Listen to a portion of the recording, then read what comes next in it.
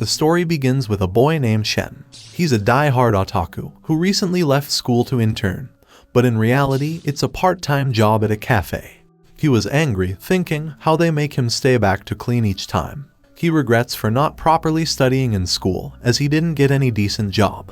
Suddenly, he was stopped by someone saying she has spent so long waiting for him. Shen looked at the girl and said she seemed to have mistaken him for someone.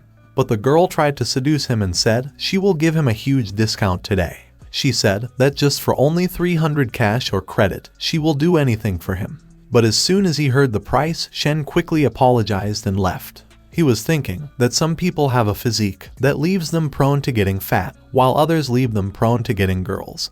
But after 20 years of verification, he confirmed that his physique just confuses everyone. He reached home, but as always, the door was still jammed. He tried his best to open the door but couldn't, and to his bad luck, even the light went off. He then heard someone saying, "Misfortune." Shen got scared but still tried to act brave, thinking it was just a hallucination. He then heard more threatening words and realized that it was not just a hallucination. Shen scaredly looked behind, and suddenly, he noticed something. At the same time, some people were praying to the mighty Lord of Ashes and offered a sacrifice. The sacrifice is a young witch who was begging them to not kill her.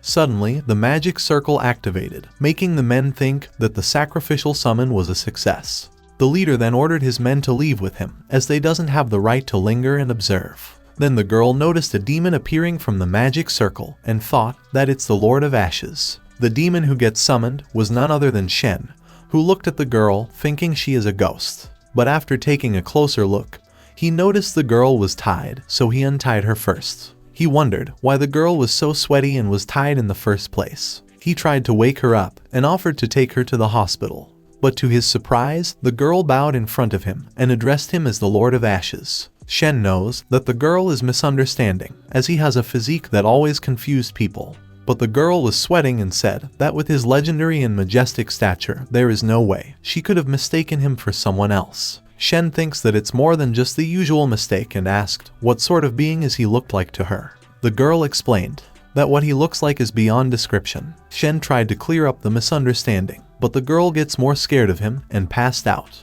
Shen thought he should put her at ease, so he poured a cup of coffee. He muttered that he has read lots of manga and watched lots of anime, so if he really has transmigrated into someone else, he wouldn't be shocked. In reality, the girl was just pretending to be passed out as she was secretly glancing at Shen. Shen noticed this and realized that she really seemed him as some kind of demon god. He tells her to not be scared of him and offered a cup of coffee.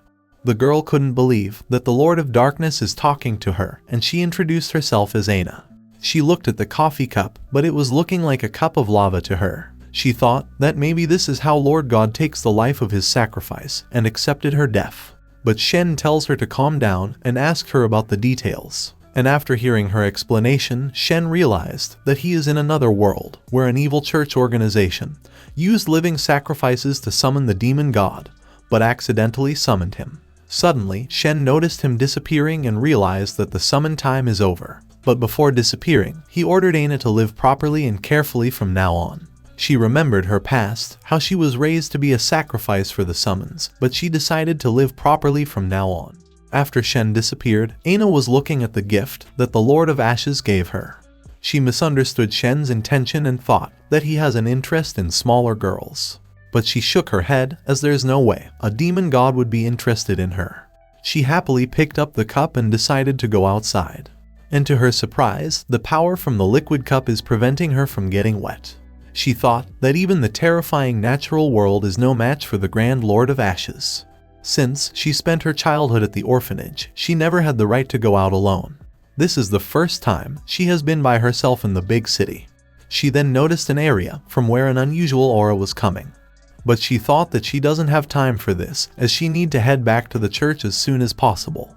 Meanwhile, Shen returned to his real world, but hits his head and gets unconscious. The next day, Shen woke up in a coffee shop, but he feel like it's not of Earth.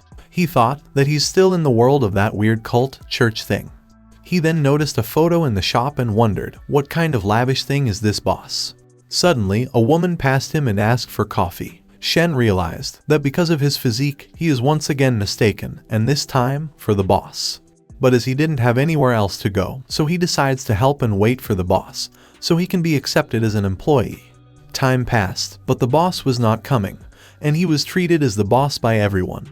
The day passed and Shen thought that if he were to leave the shop now, all his work would have been in vain.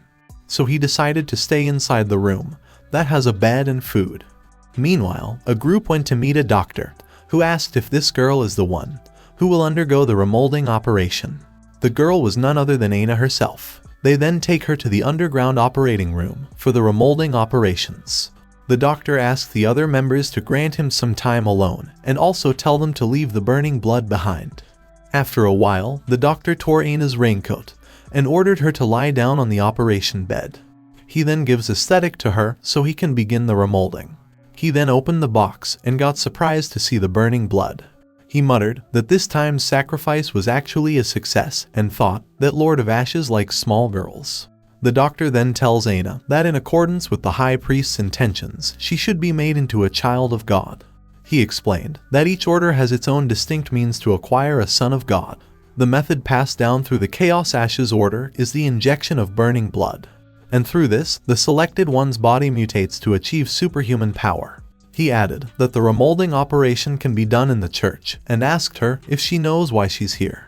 He answered, it's because all the financiers of the order are in this villa and they want to see the burning blood.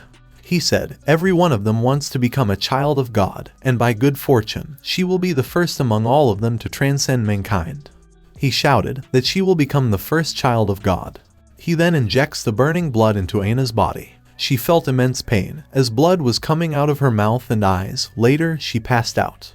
The doctor said it's a failure, and it seems like she's not the chosen one. Aina then remembered Shen's words that she needs to live on. At the same time, Shen was thinking that he doesn't want to involve himself with that church anymore. Suddenly, the place started to shake, and Shen started to hear some words. He then realized that it's a new summoning chant. Shen gets happy as he thought that he will be able to meet a new girl. He was waiting to be transported, but nothing was happening. Suddenly, he felt immense pain in his heart, so he tried to stop it with his hand. But his chest heat was redirected onto his hand, and it felt like he could cast out flames now. He then decided to try it out, and started to generate flames in his hand. And to his surprise, he managed to cast fire out of his hand. And after practicing for a while, he was able to control it fully. He could even manipulate the form of the flame, as he managed to write alphabets using fire. But even though the flame blazes fiercely, it doesn't feel warm to him. He then picked up a book, thinking, with so many books, the owner will not notice if he burned just one book. He tried to burn the book, but his fire was not burning it. Shen gets disappointed, as he was not even able to burn a book. At the same time, the doctor was outside the operation room, thinking things won't be so simple. But suddenly, the door opened, and Aina came out of the room. The doctor looked at her happily, as she was still alive, which means that he succeeded. A month has already passed since Shen crossed over, but the boss never came back. And as he has nowhere else to go, he remains inside the coffee shop. But after rationally thinking things over for a month, he has come to realize that he just wants to go back home. Suddenly, he started to hear the summoning spell again. He heard the chant through the month he has spent in this world, and come to tally up roughly 7 distinct summoning speeches. Shen was thinking that if he were to face a group of cultists after being summoned, and if they recognized him as an imposter, then it's game over for him. But he still smiled, as he has been told of a world-class university in this world that have the mysterious information that he's after. He then heard the summoning spell and realized that it's from Aina's church. 10 minutes ago, the head priest tried to summon the Lord of Ashes. He thought that perhaps the Lord of Ashes will bestow favor once more. He wanted to stir up the financiers so he can keep everything for the order financed. He knew that Aina's words were merely one side of the story, because immense catastrophe will often follow such a coming of God. At the same time, Aina was thinking that today's import should be that relic that the high priest spoke of. The relics possess magical powers, and the Anti-Magic Bureau bans commoners from using them, so such an offering could only have been supplied by the financiers. The high priest then ordered the followers to send forth their obligations to the Lord of Ashes. And to the priest's surprise, the Lord of Ashes really responds to his summons. Shen was confused to why is he getting summoned when he noticed Aina along with the other followers. He looked at Aina's clothes and thought that the oracle that he issued last time came into effect. The high priest was confused because he was not able to understand what Shen was saying.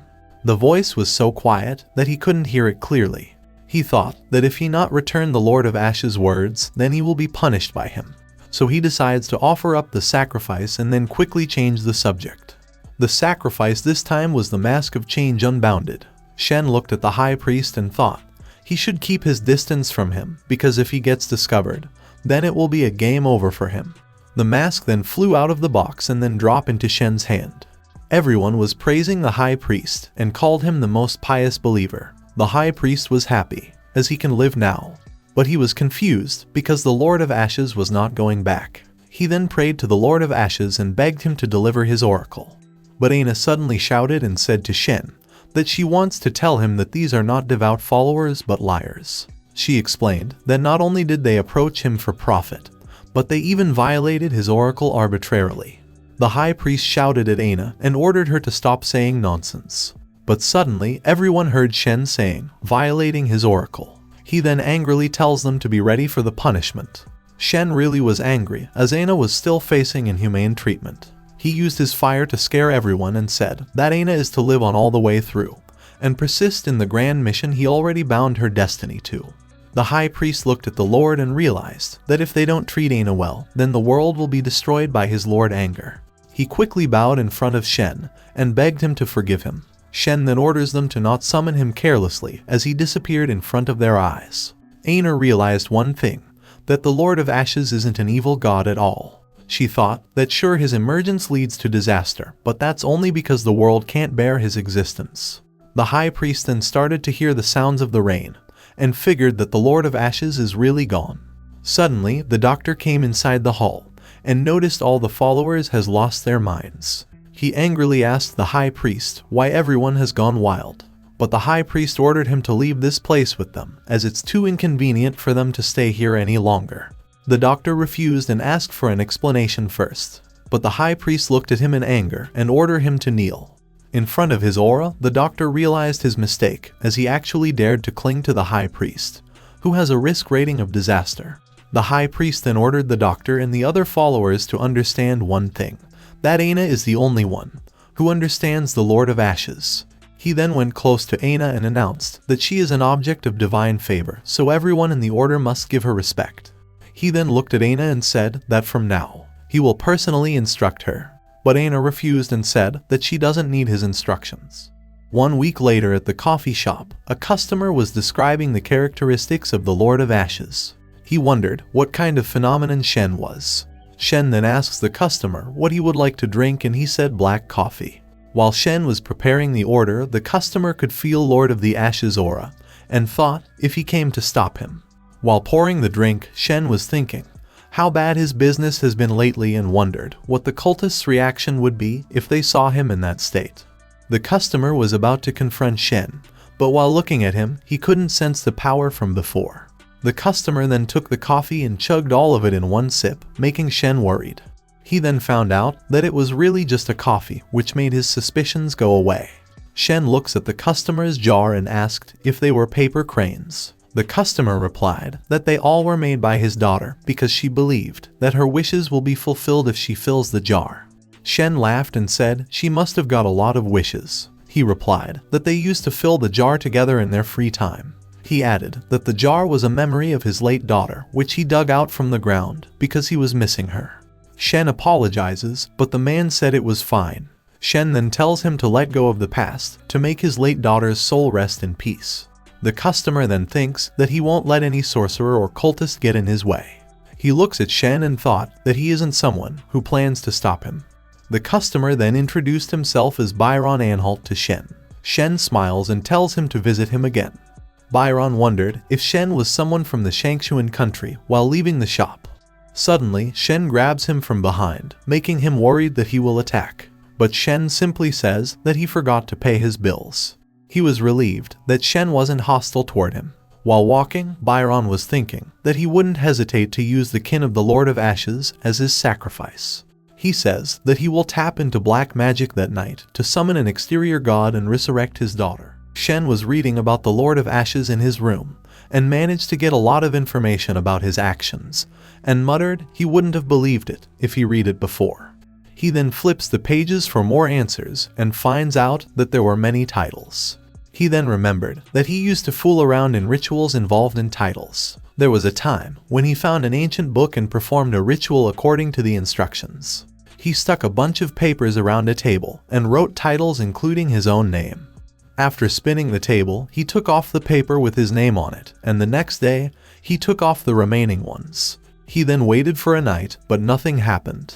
Now he wonders if that ritual was connected to his transmigration and feels that his future will be riddled with danger. He then creates a figure with fire and says that his range improved after the second summoning.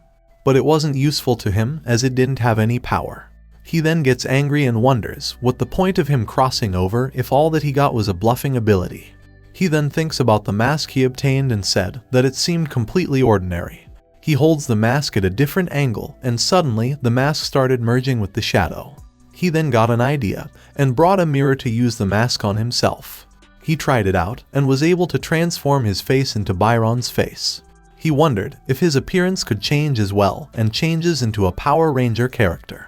He then cries and says that his dream came true. Suddenly, a summoning ritual pops into his head and notices that the wordings were different than before. In an abandoned building, Byron was performing his ritual and brought along some people with him. He said it was April 30th, a day he was waiting to perform the witchcraft to summon an ancient god. He believes that he would get the knowledge he desires if he succeeds, but with a cost. As long as he can resurrect his daughter, he doesn't care about anything. Suddenly a cloud of mist appears and fills the entire room. A message appears in his eye, asking him about his appearance. Byron wondered why he was asking such a question, as he always manifested in the world as an endless fog. Shen comes out of the fog looking like Byron, and thinks that he instinctively changed into his form. The girl who was present gets mesmerized by his form, and faints on the spot. Byron then answers that for lowly humans, the appearance that comes into one's mind is the form that he takes. Shen then says it was correct. Byron said that he prepared an offering for him to resurrect his daughter. He then brings out a sparkling object and said that he presents the burning chaos seed as his offering. Shen gets scared by the creature and thinks it was an abomination. Even though he never thought Byron was a bad person, he still wanted to be cautious. Shen tells Byron that he accepts his gift and the monster starts to return to the seed. Shen mistakes it for Byron's doing and gets happy, but on the other hand, Byron gets scared seeing the monster disappear out of nowhere. He then requests him to resurrect his daughter, and Shen then understood why was he doing that. Shen knew that he couldn't bring back his daughter, so he felt sorry for him. He read before that there were 8 kinds of intent in that world, and the cup served as the intent of the Lord of Ashes, and the reward was food. The intent of Heavenly Fog is awakening, and the reward was knowledge. So he had to reward him with some sort of knowledge, but he didn't have anything to offer. After thinking hard, he remembers reading that the knowledge would be incomprehensible to a mortal, so he decides to tell him a story from his previous world. Byron was wondering why wasn't there a response, but then some lines appears in his mind. Shen then tells a story that he knew from his previous world, but from Byron's point of view, it was a different message. It was a taboo message, which didn't tell about the resurrection of people, but how to obtain the soul's eternity. It was something that could alter their whole world. Shen's time was out, but he was glad that he could tell his story. After Shen vanished, Byron thought that he made a mistake, but wondered if there was a hidden message for him instead. Shen then teleports to his room and thinks that he did a better job than before.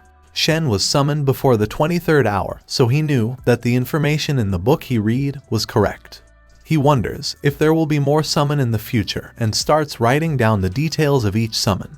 He also took a photo of the previously summoned place, thinking that it might come in handy. He then thought he might have gotten some new powers, so he tries to activate it, but nothing happens.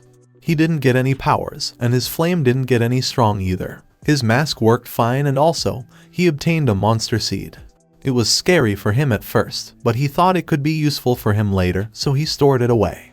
In the middle of the night, when Shen was sleeping, the drawer automatically opened, and the seed falls to the ground. The monster manifests and looks at him. Shen then radiates Heavenly Fog's aura and Lord of Ash's aura while turning in the bed. The monster gets curious and tries to get close to him, but the sudden change of aura scares the creature. It then runs outside the cafe and starts transforming into a cat. After transforming, it leaves the area. George is one of Nolan's Rank A investigators. Rank A refers to someone who can handle a disaster-grade crisis single-handed. He is an object of worship within the Anti-Magic Bureau. George then interrupts and tells his informant to get to the point. He said they got information about a shopkeeper holding a strange cup, but his identity was entirely clean. For that reason, George was asked to look into that matter personally. George said that the matter was serious and the level of confidentiality was extremely high. They found a madman who was uttering some words about an evil god. George sarcastically says that the worst thing about the descent of an evil god could mean the annihilation of the human race. He then pulls out a blurry photo of Aina, holding the cup of Lord of Ashes, and says if the photo was clear, then they could have found out about the person. George enters the coffee shop and asks Shen to give him a latte. He thinks that Shen was really just a normal human being and believes his investigation was pointless. As Shen brings the latte, George asks him if anything strange happened to him. Shen answers that nothing happened out of the ordinary, but due to the weather, his business wasn't booming. George then thanked him, and Shen smiles and tells him to take his time. Shen was thinking that he should keep his guard up as George looked a bit scary to him. After George left, suddenly a chill flows through his body and Cheng realizes that he has that sensation when he unlocks a new power. He then tries it out, but nothing happens. Regardless, he could feel the power inside, so he manipulates the internal flow. His body then becomes gaseous and makes him surprised. He then tries to manipulate the gaseous form further, but he returns to normal again. He could hold that form for 10 seconds at most, but he thought it was more useful than his flames. George then rushes back into the shop, but Shen asks him why he returned. He thought it was a close call, and he would have been exposed earlier. George could sense the aura of evil god from far away, and now that he entered the shop, the aura was radiating around Shen. He gets scared and wonders if he returned. The power of the evil god was far superior than he had anticipated. Shen then asks if he came back for a coffee, and George answers that he would like to have another latte. Shen said he would be going to the back to resupply the materials, but he was just scared and wondered if he will get prosecuted. He knew that he had to do something to get out of his current situation. George thought that Shen simply just didn't leave for finding ingredients after exuding a tremendous exterior god aura. He wondered what Shen's true objective was. He then notices Shen's smartphone and wonders if that was what he wanted to show him. George then starts to browse through his photos and finds some pictures of cats and thought if Shen liked cats that much. After browsing some more pictures, he finds the photo of a magic circle and gets surprised. Even though it was a photo of a corner, it still resembled an array to summon a deity. George then realized that Shen wanted him to investigate the matter. Shen then comes back from the back room and finds out that George has already left. He wondered why he left in such a hurry. On the other hand, George finds the ritual room from the photos and said he was right. He could feel the residual aura of an exterior god, but he notices something and sees the shadow of a monster in the fog. He was surprised to see a burning chaos seed in a place where he could sense the aura of the Lord of Ashes. The monster launches an attack, but he dodges and jumps even higher. While in midair, he summons his blade number 3 and says that the monster is ranked second among a disaster. He throws the knife and said it will be enough to take care of the monster. The monster gets confused and sees a knife hovering over his head. George then lands back on the ground, and as he was about to be attacked, George tells it to watch its head, and then the monster's head gets cut. George then summons the knife back in his hands. The monster gets frightened and runs out of the building, but George said it is pointless as it was marked by his blade. He then throws the blade, and the blade suddenly vanishes and hits the monster at a great distance. He then summons his blade and throw it over and over again. He realizes that it was hard to deal with because he knew it from the side effects of his attacks. He thinks that he won't be able to defeat the monster as his affinity was poor against it. He thought a magician would stand a chance and reminded him of Byron. He knows that the Burning Seas is Lord of Ash's kin, but he wonders why the aura of heavenly fog was lingering there.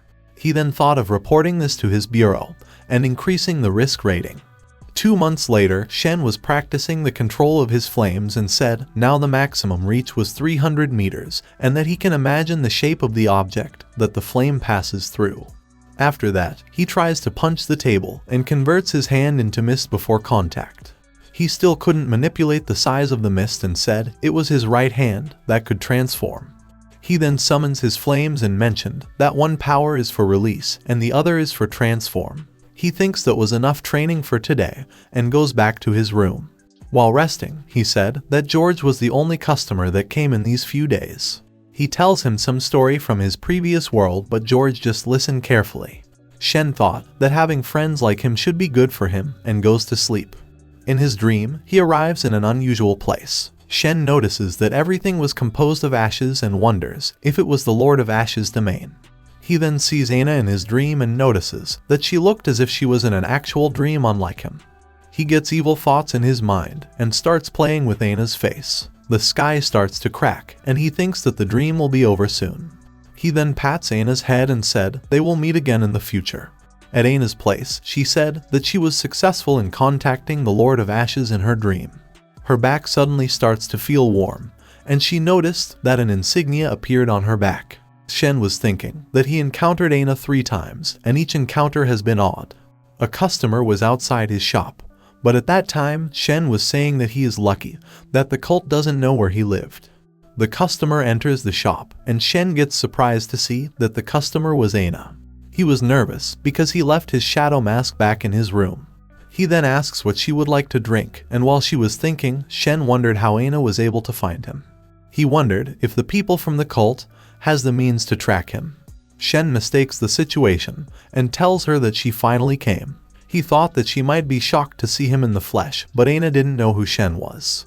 Shen then acts and asks what was the issue this time, but Aina said she had nothing in mind. Shen wonders what happened and asked if she wanted a cup of coffee. She said that she didn't understand what coffee is, so Shen said he would prepare a vanilla latte for her. Aina was wondering why he was acting familiar with her and was worried if he recognized her.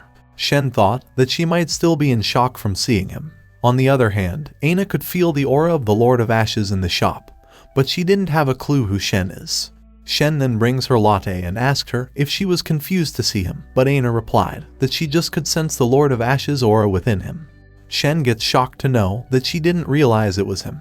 He then thought that the aura that she spoke of must have been felt by others as well, but he doesn't know how to suppress it. Shen thought he should tell her that he is a messenger of the Lord of Ashes, as she didn't recognize him. Aina was soaked in water from the rain, so he gave her a towel to wipe it off. He then tells her that the Lord of Ashes watches all, but then suddenly George comes into the shop covered in blood. Shen wondered what happened with George, but then realized that Aina was still there and he can't let them meet each other. He welcomes George and tells him to have a seat in a separate area. George was thinking that he catches on quickly and says that they will have a little chat. George then introduces himself to Shen, that he is an investigator of the Anti-Magic Bureau. But Shen was just glad that George didn't notice Aina in his shop. George tells him that he came to ask him for a favor, but Shen says that they can talk after he drinks a cup of coffee. George wonders why he must drink coffee, but still thanked him. After leaving the room, Shen thought why they had to bump into each other today. He then approaches Aina and asked if her arrival had anything to do with the order. She replied that the order was facing a crisis, so she wanted to summon the Lord of Ashes again. Shen tells her that she just needs to have faith in the Lord of Ashes. After that, Shen tries to assure her in the name of the Lord of Ashes and tells her that it wasn't the right place for her to be right now. After sending Aina away, Shen brings coffee to George. George said that he came to his shop to find a certain someone who belongs to a cult. He then gives Shen a picture, which makes him shocked because the person in the picture was none other than Aina. Shen looked at Aina's photo, which was given to him by George. Shen said he will help him find her as long as he is given a chance to meet her. George was thinking that he came to the right person because no one was even able to distinguish her gender from that blurry photo. George wanted to repay him, but Shen says that he will just consider that he owes him a solid. George didn't want to remain in debt, so he was thinking about giving him a relic. He tells Shen that in the future, he will bring a gift to repay his favor, and after that, he leaves the store. After he was gone, Shen couldn't stop thinking that he became the center of attention for everyone. In a certain place, Byron was calling his disciple, and her name was Yana. He then asked her what she wanted to discuss with him. She gets flustered and says that she wanted a raise because of her family situation. Byron knew that her physical abilities were weak, but her mental abilities were strong enough to withstand the summon. He says that he will consider it, which makes her happy. He believes that only mortals care for worldly desires and wonders about the mysterious coffee shop owner. He then starts the ritual for summoning the heavenly fog. He chants the lines for summoning and offers his blood. Yana was scared to watch, so she covered her eyes and ears. After Shen got summoned, he was feeling sorry, because he really didn't have the power to grant his wish. Byron was thinking that he would be able to get more knowledge. Shen then asked if he wanted more knowledge. Byron replies that he craves more of his mighty and fascinating knowledge. Shen said his desires will be granted if he can provide him with a suitable sacrifice. Byron agreed and said he will provide suitable sacrifice while Shen was busy taking pictures of the place. Byron then offers him a fortune ring. While Shen was accepting it, he thought it was a normal silver ring.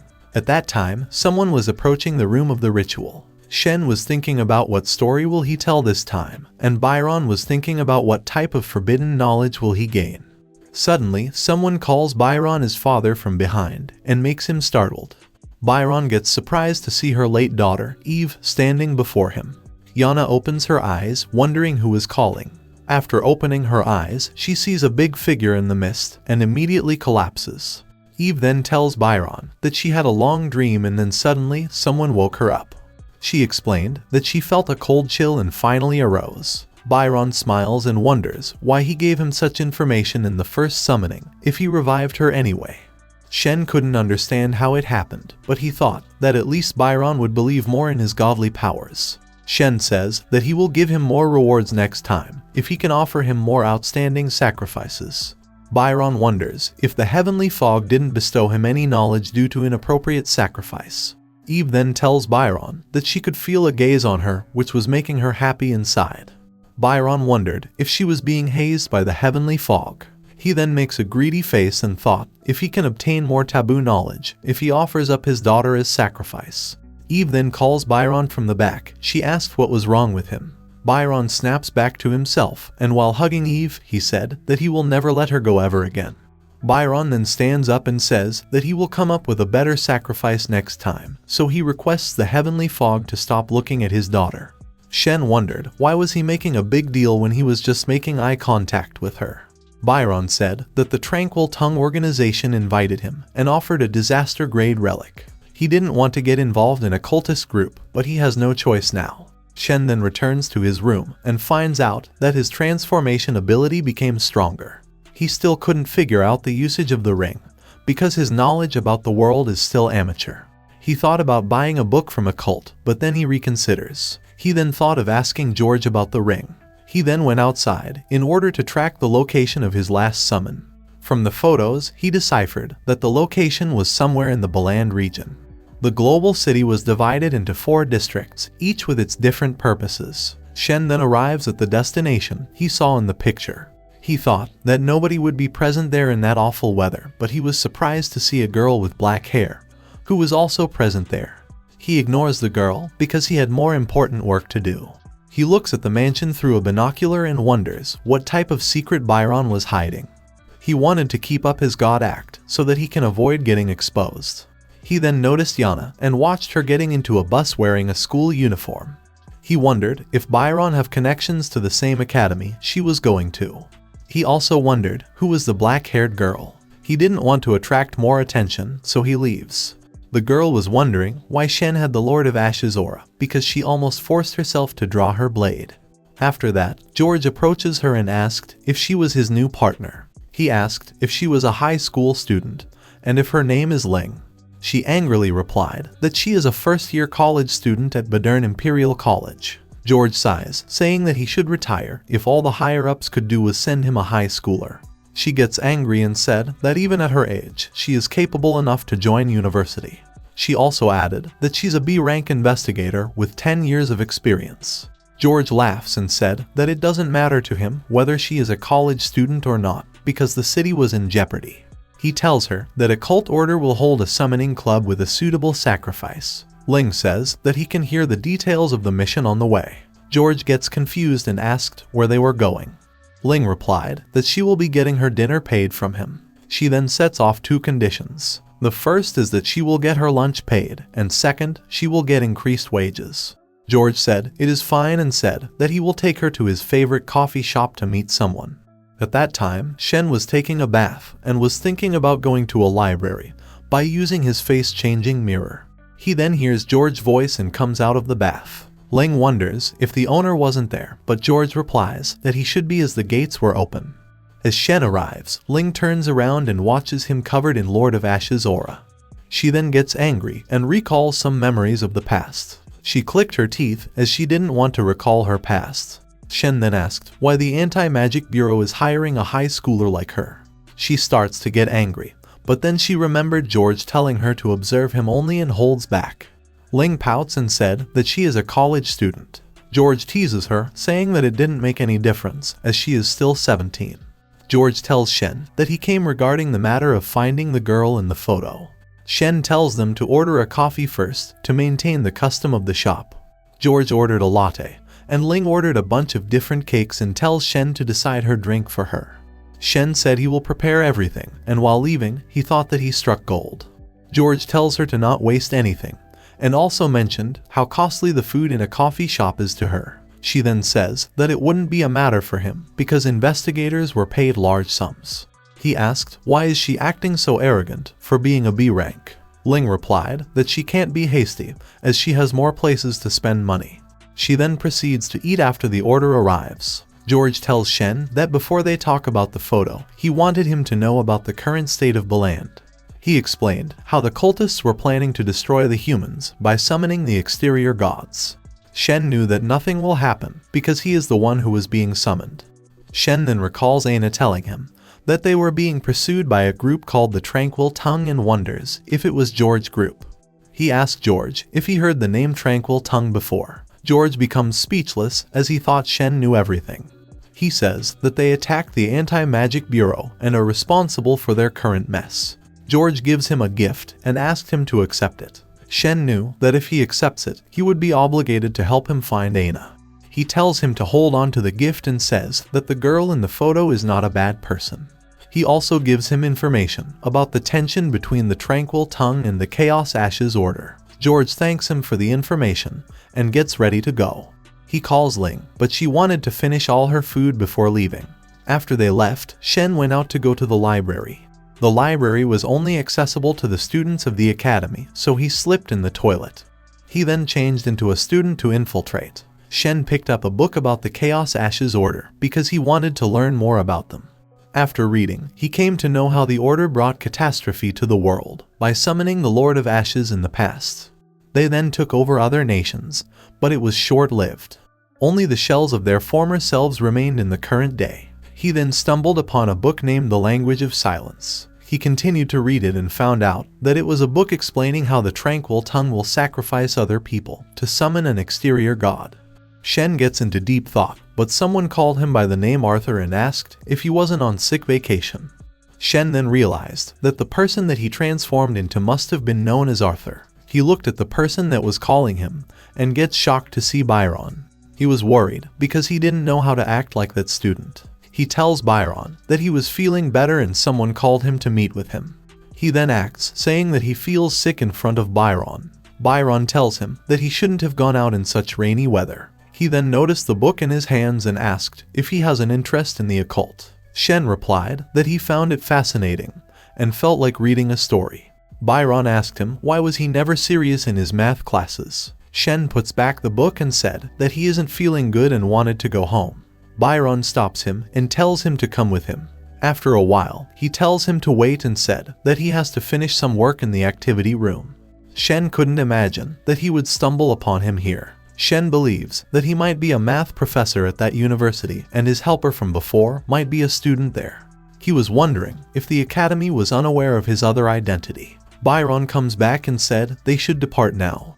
Shen then noticed that he was wearing a heavy uniform in that cold weather and wondered if he was a member of some occult organization. Shen then tells him about the contents of the book to pique his interest, but he looked angrily at him.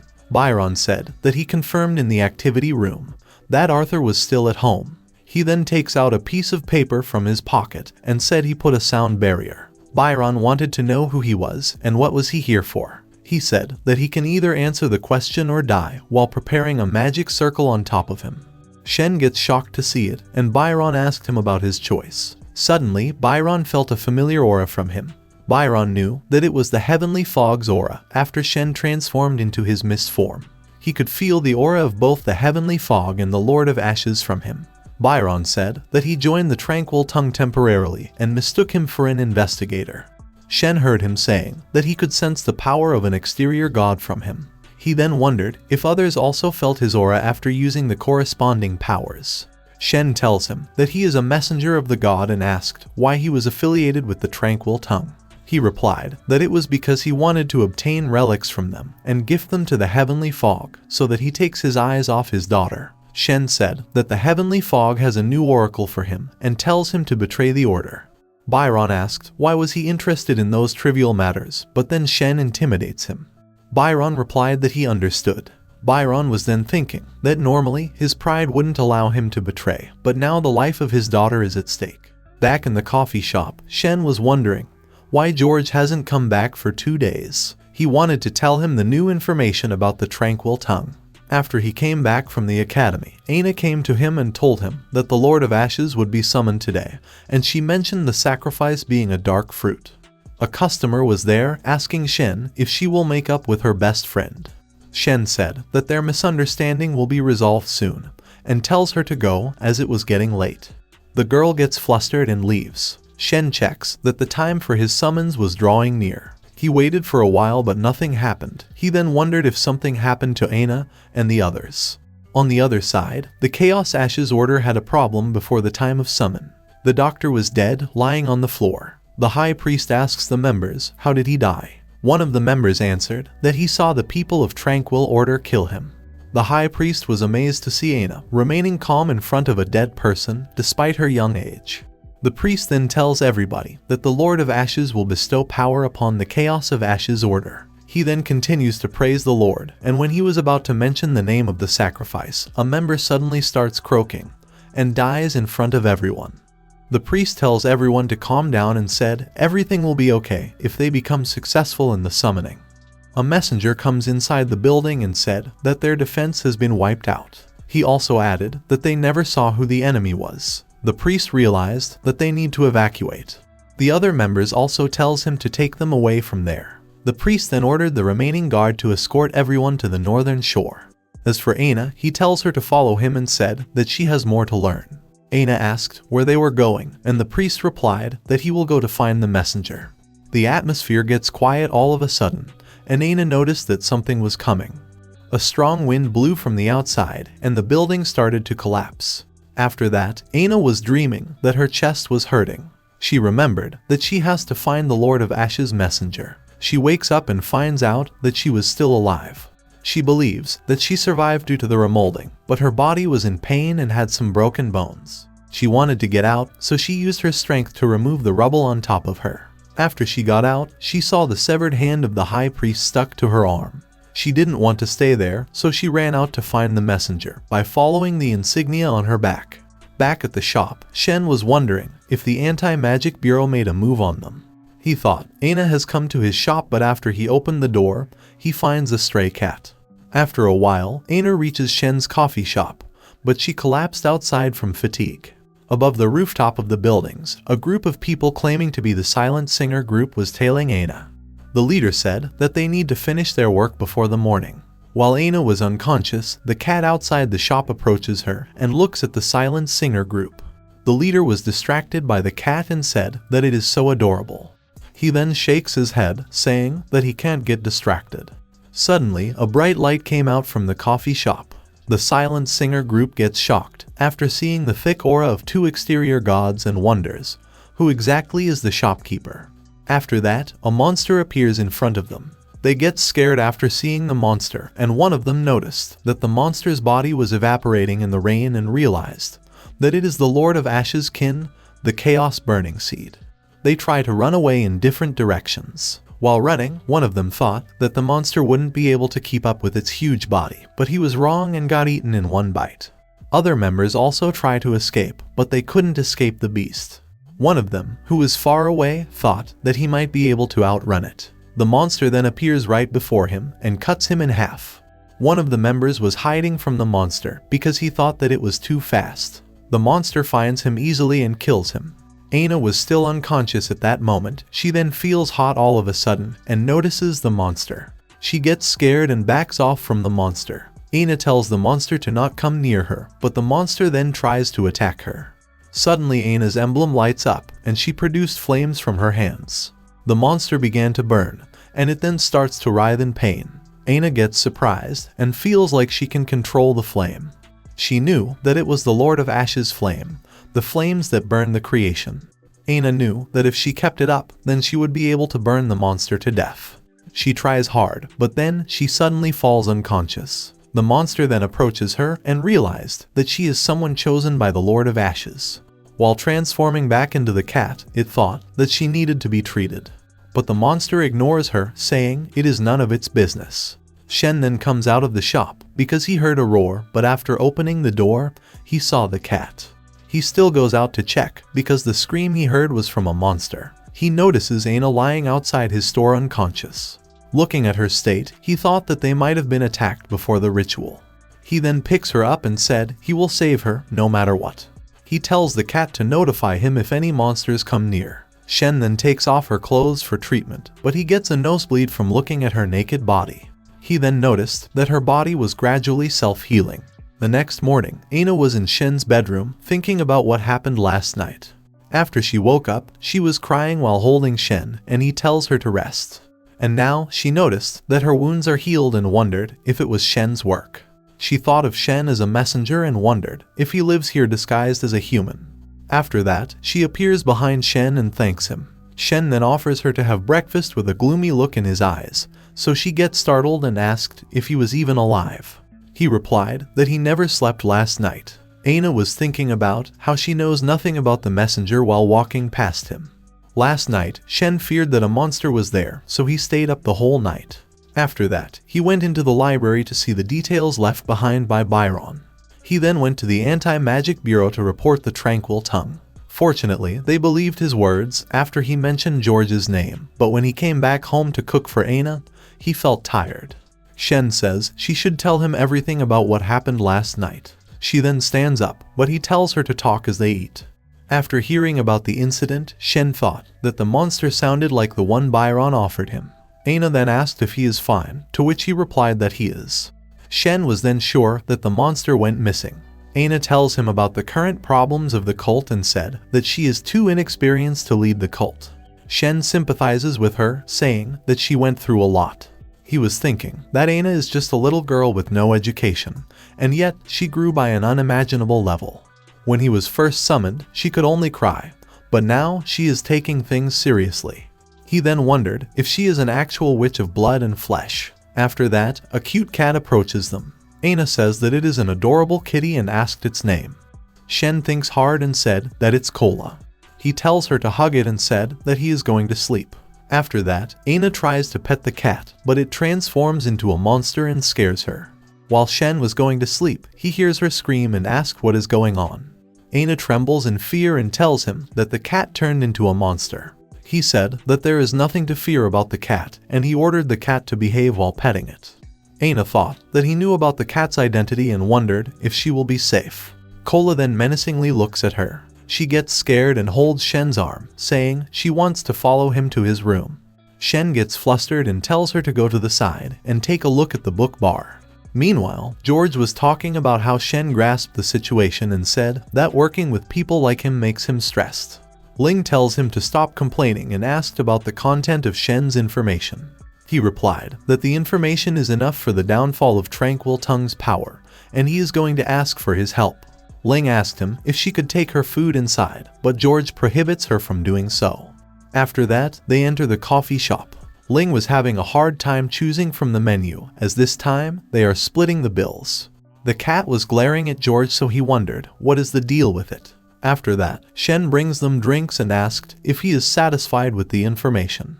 George said that they will make a move tonight, but the other side's power is unfathomable. He believed that they had a trump card, so he asks for Shen's cooperation. Shen declines his offer as he knew that he would be killed if he went there. His only option was to persuade them to drop the idea by making things clear. After that, he unleashes his aura and tells them to not be too greedy in a godly tone. Ling gets startled after sensing his aura. George looks at her and realized that she couldn't stand such stimulation. He then grabs Ling and said they will be leaving while apologizing to him. Shen tells him to calm her down as he saw killing intent in her. After that, Aina appears and asked if the guests are gone. Shen replied that they are gone and said that it would be inconvenient for her to meet them. At that moment, Shen was thinking that a lot of people might die that night, but for some reason, he was enjoying the feeling of pulling the strings. After a while, the Bureau starts fighting against the members of the Tranquil Tongue. A member was trying to kill George, believing that the rest of them will lose their willpower after his fall, but George kills him with one slash. George then thought that the enemy was prepared despite the surprise attack. And the investigators also suffered a surprise attack when they were all off duty that night. He concluded that both instances points to one thing, that there is a mole within the Bureau. He then tells the intelligence team to find the sacrifice taking place, as their ward would last for 2 hours. He was thinking about where Yer Villard was hiding. He was shocked after receiving the information and never thought that they would meet under these circumstances. At the same time, Ling was fighting against a monster. She then launches an attack with her sword and cuts one of its arms. The monster then charges at her, but she points her sword at the monster and says, "Downwards." The monster then falls to the ground and gets crushed by the power of gravity. She mentioned that this technique required skeletal sacrifices at random, and this time, her rib was taken. She wanted to keep going, but suddenly a bullet pierces her body. The person who shot her said that there is no need. Ling tells him that the members of the Bureau are injected with a special liquid that grants them immunity to all thermal weapons. After that, they both ran and clashed with each other. Ling shifts her position and gets ready to launch an attack behind his back. She cuts on his hands and continues to cut his body into pieces. Then, a strange creature starts to come out of his body. The creature starts to approach her, but she points her sword and activates her technique again. The damage was not enough to kill it, so she activates the technique again, and bleeds from her mouth. This time, the pressure was powerful enough to squash the monster into the ground. She said that she is lucking out as it took her ribs again, and after that, she used a potion to heal her injuries. She then reports to George that she dealt with the trouble so they can proceed. George tells her to stop acting alone as they are partners. Ling tells him that they shouldn't waste their time and find the priest fast. George muttered that things would have gone far more smoothly if their only S-class investigator, Emery, wasn't on a business trip. At the same time, the leader was preparing their summoning ritual. He starts chanting, and as he chanted, he starts walking in the air. He permeates through the roof of the building and continues his chanting.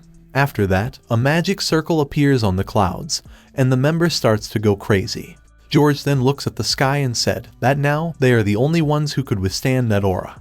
He then gets shocked and wondered if everything up there was of the god's kin. After a while, some strange shadows start to appear from the big circle in the sky. At the same time, Shen was taking a nap in his shop. The cat then senses that someone is trying to summon an exterior world god. And to its surprise, Shen instantly vanishes from his spot. Aina comes to check on Shen, but she gets scared as the cat was acting crazy. At the summoning site, the leader of the Tranquil Tongue was staring at the magic circle. George sees him and said that the condition of using Blade 3 has been met. He then summons a knife and throws it toward him. The knife teleports in front of the leader and pierces through his chest. He starts to cough blood, but George knew that it would take more to defeat him. His second blade was absolute death, but it could be easily avoided.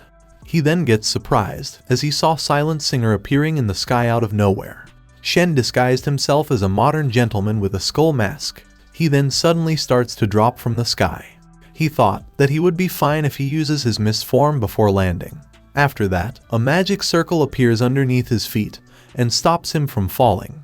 The leader then offers him the ever-fading cross and begs him to bestow the eternal tranquil mind on them. He was surprised by the leader's telepathic communication. Before that, he read in a book that the Silent Singer grants them something everlasting. The eternal tranquil mind will make them emotionless beings with no human desires. Shen thought that there is no meaning in living that type of life while looking at the leader.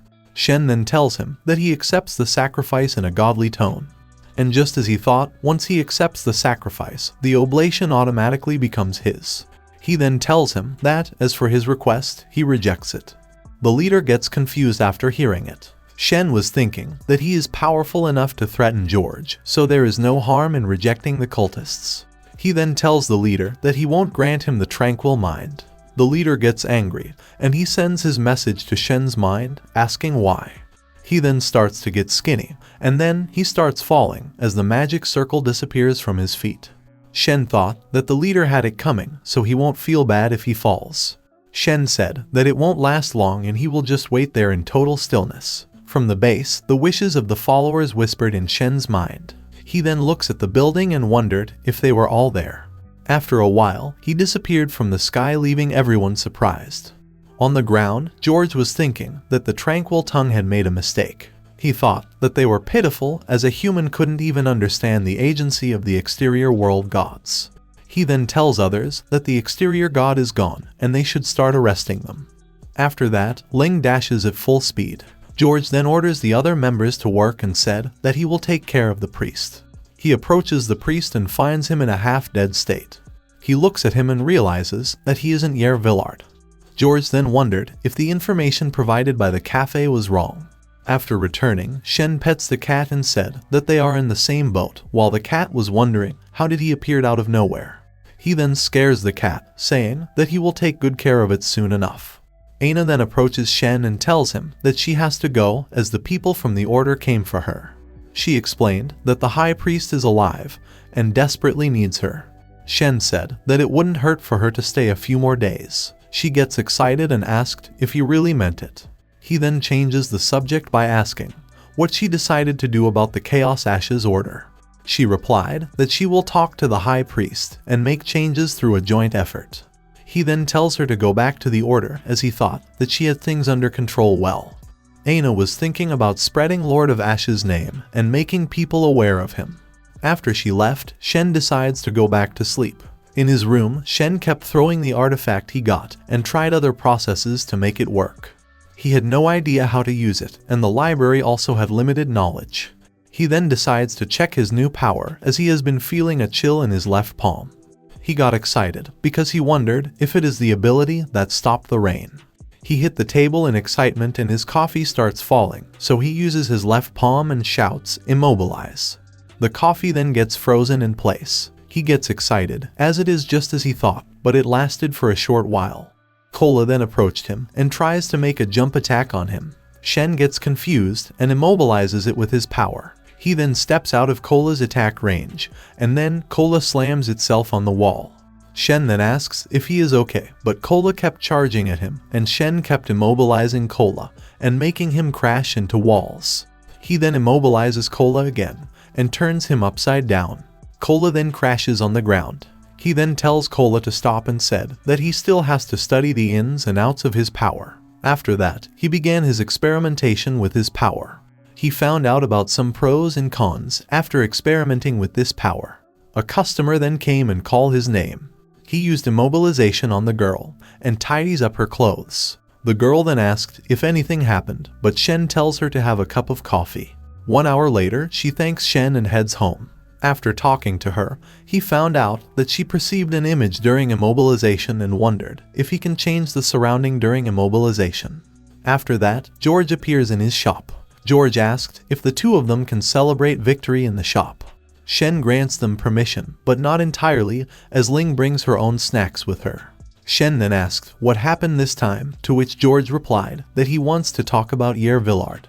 After having a seat, George asked why are they sitting far away from each other. Shen replied that it is fine and asked if they would like any drinks. George orders a latte, and Ling said that she would try brief coffee. Shen then asked if she would like any snacks, but she refused, saying she isn't hungry. She stares at Shen and gets scared by his outer god aura. Shortly after, Shen leaves for preparing the drinks. George then scolds Ling for bringing food into the shop and said that dealing with Shen is more tiring for him than hunting cultists. Ling asked him why he sent her first during the mission last night. George answered that he was helping her to gain experience. He asked how she felt when she arrested those evil cultists. Ling replied that it brought back memories of her father. George tells her that her father's crimes have nothing to do with her, but Ling doesn't want to discuss it. After that, Shen brings their drinks and asked what they wanted to discuss about Yer Villard. George said that he is a dangerous man and revealed that he and Yer Villard, along with a sorcerer, used to work together. They acquired many mystical relics together and became famous in a few years. But they didn't want to stop there, so they went down their own paths. He said that Yer is a crazy man at heart, and despite his calm and composed appearance, George knew that he was unstable to the core. Shen then asked if Yer Villard is strong. George replied that compared to Shen he was nothing, but Yer was his half-teacher.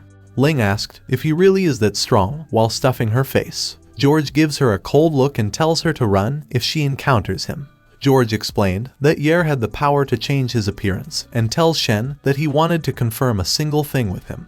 He tells him that the priest they caught was not Yer Villard, so he asked if the information Shen gave was wrong. Shen then thought that Byron wouldn't give him the wrong information and wondered if there is something else. Shen replied that there was an error and there might be two priests in Beland. George and Ling bow their head and thanked him for the help. Shen tells George that there is no need to be polite as they are friends. After leaving the shop, George tells Ling to be careful. He said that he is looking into the mole within the bureau, but before that, he wanted to discuss something with her. Ling interrupted his speech and said that there is no need for him to show concern for her. George said that he is aware of the situation with her father. Ling gets depressed and asked if he insists on bringing up the topic. George replied that her father was once a Witcher hero, but he became an evil cultist to cure her mother, and as a result, he brought suffering to countless people, including Ling. George knew that she was trying to make amends by helping her father's victims, but he thinks that it is enough. He said that they both are two different persons, so there is no need for her to atone. Ling gets angry and said that they've only known each other for a few days, so he shouldn't think that he can see through her. She added that they are partners, not friends, or are not even related. As she was walking away, George wondered if he messed up again. He already knew that things would end up like that. However, he thinks that it was for the best. After that, George gets home and watches TV. He was thinking that he shouldn't say much, and he believes that the Anti-Magic Bureau deliberately set him up with a girl he could sympathize with. He said that the second blade reduces his lifespan, but when he tries to replenish it, he forgets someone close to him. He might even have a family, but now his connection with them has been severed. He then wondered if Shen is impacted by the negative effects of disaster-grade relics. But then he thought that maybe he finally found a friend who wouldn't disappear. After that, a call came saying that the investigation is over. They said that Yer Villard was the one who infiltrated their ranks. George replied that he already knows and tells him to inform everyone that Yer Villard is right there with him. On the other hand, Shen and his cat looked scared as they saw a zombie roaming inside their shop. The zombie then noticed them and some tentacles come out of its mouth. The zombie launches an attack with its tentacles, and as it was about to hit Shen, he transforms into the fog and dodges the attack. He then solidifies behind the zombie and points his finger at the zombie to use the immobilization technique. The zombie gets stuck in one place. Immobilize had a 5-second duration, so Shen thought about using Atomize if he senses any hostility. After the duration ends, the zombie starts moving, so he atomizes right away. He then felt that the zombie isn't hostile anymore. It was terrified by the exterior god aura within Shen. The zombie then stops moving, making Shen believe that the operator didn't see him as a threat. He then wondered if George and Ling are safe as he just got attacked. On the other side, George asks Yer about how he got by the stability indicator for the annual exam. Yer said that it was because of the favor the silent singer bestowed upon him 1,000 years ago. George then asked him why didn't he escape and instead came to him. Yer replied that he recently discovered that they both are the same kind of person. He just couldn't rest easy knowing that George is still alive. Yer then pulls out a relic that can attract weapons with an aerial trajectory. He tells George that his relics are useless against his. George replied that it doesn't matter to him, but what bothers him is that he said that they're the same. George then rushes towards him and summons his weapon. He launched an attack, but Yer dodged it. He knew that Yer would come with backup, so he couldn't stay there longer. He tries to escape by jumping out of his balcony, but a group of cultists were already waiting outside. He pulls out an umbrella and used it as a shield against their combined attack. He takes a peek from the corner and suddenly, he teleports in front of them. He used his knife and starts to cut all the opponents at a terrifying speed. Someone tries to launch an attack, but George noticed him and killed him using his knife. He then shifts his knife and continues to kill the cultists. He was thinking about finishing this quickly, but Yer stops him. He said that he can't let him escape as he came with the intent to kill him. After that, he looks at him and yells that Byron betrayed him after using a disaster-grade artifact to resurrect his daughter that they offered him. George was wondering if he was yelling so that the Bureau could hear it. Yer said that he was planning to kill Byron, but he got betrayed first, so he wondered if he doesn't care about his daughter. George shouted that it isn't possible as Byron has the biggest daughter complex. Yer said that maybe he didn't trust him and sees him as a scum. After that, he attacks using his sword, but George dodges it. He then tells the guy on the phone to tell Ling to not seek revenge against Yer. He wants her to leave the Bureau and live as an ordinary person. Yer asked him if he doesn't want his partner to go down the same path. George replied that he is right and said that nothing comes from being a high-rank investigator. Yer laughs and activates a bunch of magic circles. On the other side, Shen was saying that he couldn't sleep because of the recent events. He was thinking that running a business and operating it was his dream, but all that comes to mind are the scenes where he was summoned. He thought that forming connections with everyone wasn't that bad, as he would feel lonely otherwise. Suddenly, Ling appears at his shop and makes him surprised. She makes a gloomy face and said that George is dead, which shocked Shen. Shen felt silent and thought, even though he cared for Aina, but he can't call their relationship one of equal friendship. Only George, who came to his cafe every day, can be considered as his true friend. He just asked one thing, that if it was the doing of Tranquil Tongue, to which Ling just nods. She said that as long as it is nothing unorthodox, she is willing to do anything. She asked for Shen's assistance in taking revenge on him. Shen clenched his fist and released a terrifying aura that made Ling tremble in fear. He tells her to give him any information that she has. After a while, Shen arrives at the port and it stops raining. An hour ago, Ling gave him the coordinates to Port Thames. She told him that the Bureau knew that Yer would be on his way to the port after killing George. But even so, she didn't want to give him any fleeting chance, that's why she came to Shen. Back at present, Shen uses his atomization to get inside one of the empty buildings. He believed that by continuously exuding his silent singer aura, Yer would come towards him. At the same time, Yer was planning for his escape in the Badlands. He said that due to the gift given to him by the silent singer, his lifespan is unlimited. Suddenly, he senses silent singer's aura and checked the direction it came from. He then arrives at the place where Shen was waiting for him. Shen was using George's face and tells him that he was waiting for him. Yer gets surprised and asks who he is. Shen reverts his transformation and said that he is the messenger of Silent Singer. He also tells him that there was no way for him to get the eternal tranquil mind. Yer gets mad and asked if what he did wasn't enough. Shen then uses his immobilization technique to get behind him and said it wasn't enough, but he was on the verge. Shen tells him that now his only choice is to sacrifice his own soul in order to get the eternal tranquil mind. He tells him to not think about it too much and said that the enemy is approaching his location. At that moment, the Anti-Magic Bureau was rushing to the scene. Among them, their high-rank investigator, Ori, could feel the presence of an outer god. He then looked above and saw the magic circle for summoning Silent Singer. Yer then starts to ascend in the sky. The people from the Bureau saw him and confirmed that it is Yer Villard. Yer tells them that they are too late as he's about to gain eternal tranquil mind. After a while, someone calls him by his name. Yer then starts to smile like a maniac, and Ori looked grim while all the low-level investigators start to faint.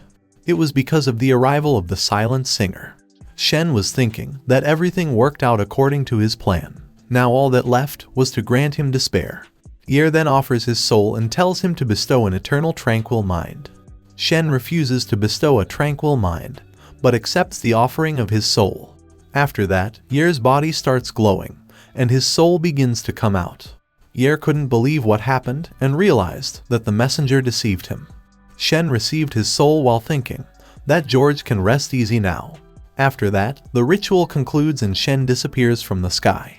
Ori then noticed that the silent singer vanished. Ye's body fell inside one of the warehouses.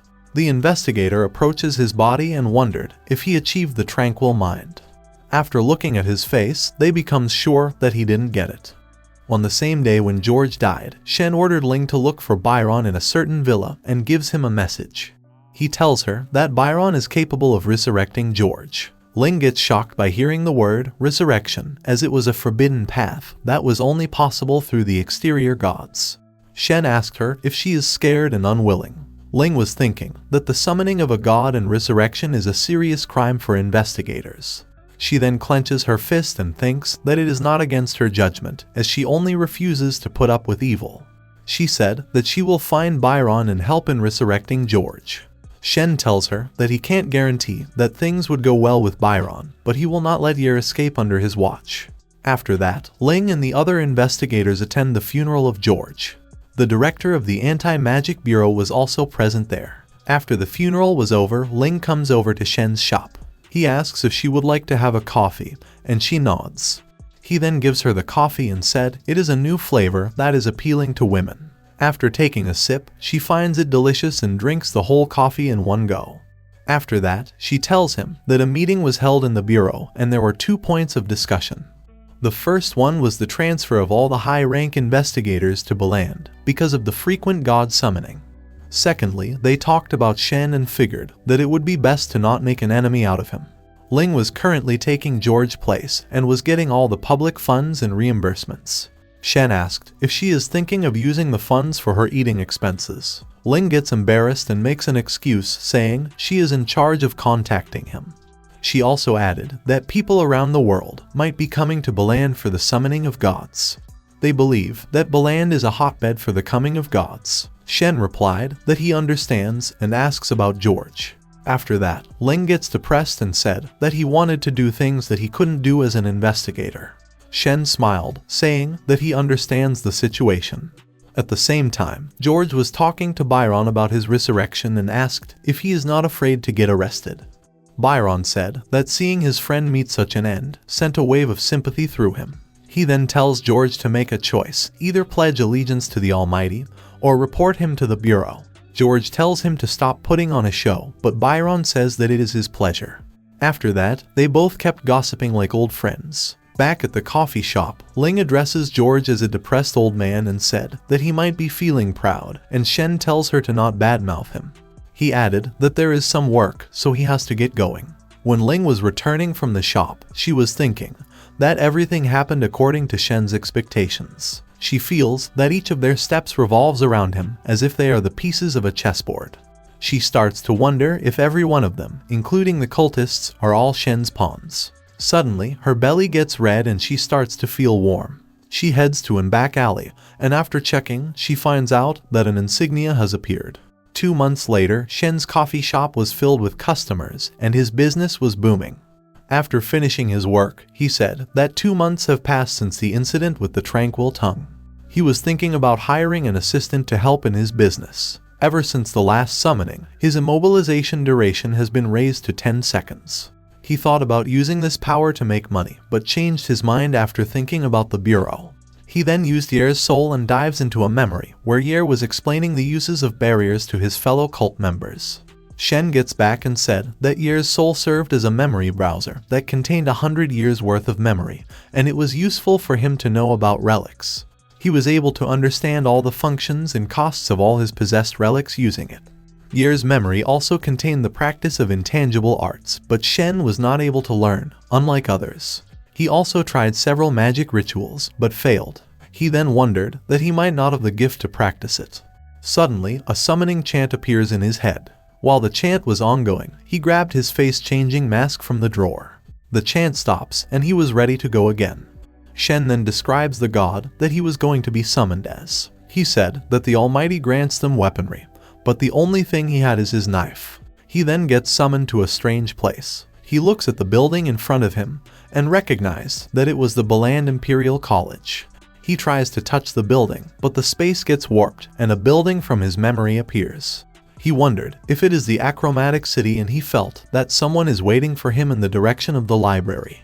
He then used his mask to change his appearance in order to have a look.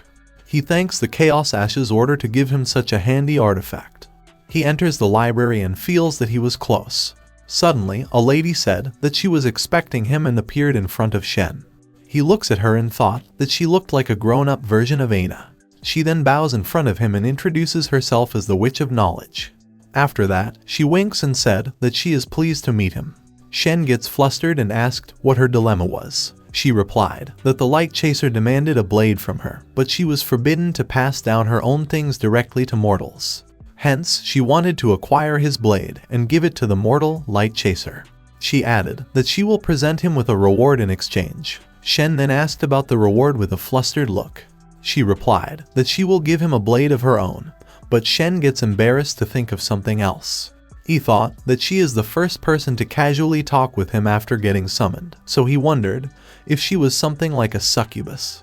The lady wondered if her offer wasn't enough, so she said that she will tell him about his future as an added bonus. Shen wondered what she meant by future. She replied that he heard it right because after all, she is a witch. She then offers him an ever-changing weapon as a sacrifice. Shen accepts the offer, and the artifact flew to his hand. He then looks at the artifact and saw that it was a silvery glass orb. She then comes closer and asked where is her gift. Shen replied that he will send it promptly and pulls a hand knife from his pocket. The witch thanks him and Shen tells her to not mention it. She then tells him that the Light Chaser will arrive in Baland and take the life of the false god. Shen wondered if he is that false god and if his life is in danger for impersonating the gods. The witch added that this information was his bonus leverage. She said that she saw the future where the false god fails. She then gives him some riddles regarding the false god. She asked if he got the gist of it while she slowly disappears. Shen couldn't understand the riddle and wished that she told him in normal sentences. The ritual was getting over and while returning, Shen said that some big changes are on their way. After getting home, Shen uses Ye's soul to know about that witch. He found out that a certain powerful kingdom liberated a witch from the seal of a certain order. The witch was exhibited at the plaza and everyone was excited to see her because of her fortune-telling. She then smiles in front of everyone and said that the kingdom will face destruction. The people then got infuriated and wanted to kill her, but she disappeared without any trace. After that, decades went by and the kingdom remained prosperous, until one day they summoned an outer god in order to revive the dead. In a mere second, the nation collapsed, leaving only silence. She was the first witch, and all the present prophets and witches are the descendants of the first witch. After that, the memory ends and it takes him to Ye's laboratory. Shen wondered if his lab contained something valuable and decided to call it quits for today. He then thought if Aina is also a descendant of that witch. He looks at Ye's soul and decides to check out the information on the gift that he got from her. He finds out that it was a disaster-grade relic, known as the Blade of Change, which can transform into any weapon, but with the cost of using a part of the user's body. He gets scared to find out that it could be anything, from his finger to his internal organs. He then grabs the relic and said that he hasn't suffered a penalty for using any artifacts, so he believed that it would work fine. He then grips it and shouts, "Transform." The artifact then starts to transform, and he uses his mask to change his appearance at the same time. He then changed his appearance and transforms the artifact into a cane to match his persona. As he expected, he didn't have to pay any price for using the artifact. He wondered what power he gained from being the god this time. Half an hour passed, but he still couldn't figure out the power he gained. He then thought about making coffee for him, but as he tried to open the door, the lock broke. He wondered how it happened and thought about getting out of the room. He tries to kick the door, but the door blows away with a gentle touch. He then realized that his new power might be physical strength. The cane that he previously held was heavy, yet he still could lift it easily. He looks at the crashed door and panics, thinking about the cost to repair it. He could sense that the new power not only gave him strength, but defense as well. He then grabs a knife to test it out. He slices his hand, but he still got injured in the process. A customer appears in his shop and saw him cutting his hand. She then asked if it is self-harm and said that it is bizarre. She then had an image of him laughing and drinking the blood from his hand. She wondered if he was some sort of pervert, but in reality, he was screaming in pain. He then noticed the customer and tells her to have a seat. The customer gets nervous, but Shen said that he will get her a cup of coffee before talking. He then asked what she desires, and the customer nervously replied that she wants a cold brew coffee. Shen asked if she would rather like to have something warm, as her body was drenched in rain. He found it odd that a well-mannered customer came on a stormy night and wondered if she was someone from the inner world. He then remembered that the people of this world could gulp down a hot coffee, so he thought having a cold coffee might be normal. Shen tells her that she is his guest and said that he will bring her a towel. She looks at the floor and noticed that she smeared the floor. She then gets scared, thinking that he will kill her if he finds out that she dirtied the floor. Meanwhile, Shen was trying his best to not break the cup with his newly achieved power. He then brings her coffee, but her hands were trembling while trying to hold the cup. She heard about a mysterious shopkeeper who acts like a chess master and manipulates everyone from above. She heard that he ruthlessly dominates all, and when the right time comes, he makes everyone fall in despair. Meanwhile, Shen was wondering why she is shaking. She knew about his feats from the Tranquil incident and heard that the Anti-Magic Bureau designated him as someone not to be provoked. She then looks at Shen and thinks that he is a terrifying existence. Shen asked about her business there, and she introduces herself as the owner of the Coronarius Agency, also known as Taskmasters. Shen then remembered Ling mentioning Taskmasters and that they often cross paths with investigators. She also complained about how a taskmaster made her life hard during her campus life. The taskmaster tells him about the Absent Eyes organization and said that they appeared mysteriously, but don't take part in any incidents. They initially thought that they were harmless, but 2 days ago they started killing people from the inner world and had most of her people caught up in that massacre. She said that their power was mysterious and tremendous. She wants to get revenge, and for that reason she wants Shen's assistance. She said that she is willing to offer her entire self to him. She then closes her eyes and thinks that Shen will do some naughty things to her. Shen looks uninterested and asked what she was doing. She then wondered if Shen only has a suicide fetish and has no interest in her body. Shen tells her that he doesn't want to meddle as he cares about his life, and she feels humiliated. She replied that she understands, so she will take her leave. Shen tells her to use his umbrella and return it later. While leaving, she was thinking that she might still have a chance to persuade him. She thought that if he doesn't want her body, then she has to fetch something to his liking. After that, she takes a look at his umbrella and wondered why he had girly characters painted on it. Meanwhile, Shen was getting angry because she left without paying him. He then thought about using the Ring of Revolving Fate as a last resort, which brings good luck in the day and misfortune in night. He thought about trying it tomorrow, or he would have no money to fix his bedroom door. The next day, he wore the Ring of Fate, but it didn't work as there were only 2 customers, and both of them were regulars. One of his customers didn't look good, so he thought about leaving her alone. The other customer walks up to him and praised him for his coffee. The customer then starts discussing how his coffee is the best, but Shen smiles and said that it is no big deal. He then offers him some financial aid, and Shen accepts it. The customer said that he doesn't want to see his shop getting closed, and he won't be able to come by for the next week. After the day, Shen lies on his bed, thinking that he would be stable for a while due to his sponsorship, but he wants to be rich. He then goes to sleep, and after a while, he opens his eyes and finds himself in the realm of ashes of chaos. He then heard some chanting in his head and saw that it was Aina who summoned him. Watching her defenseless, he starts to rub her cheeks. After taking a closer look, he noticed that she has grown up from the last time. He was thinking that she resembled a lot like the witch that he met. After that, Aina starts speaking and said that she noticed his attention. Shen was thinking that her eyes looked spiritless, as if she was thinking in a trance. He then tries to catch her attention, but she didn't respond. After a certain time, Aina replied that she sensed his approach, which made Shen sure that she is having a delay in perception. He then clears up his throat and asked what her business is. Her reaction to his question was delayed, which made him remember the days of 2G. Aina then informs him that the Association of Absent Eyes are desiring to summon an outer god. Shen gets relieved to hear it because he thought that it was a big matter. Aina said that they fell into madness in the process of gathering essential causes and started to slay the people of the inner world. Shen describes that the essential causes meant the preparation made before unleashing the intangible arts. Aina then startles him by loudly saying that even the member of her order was assaulted.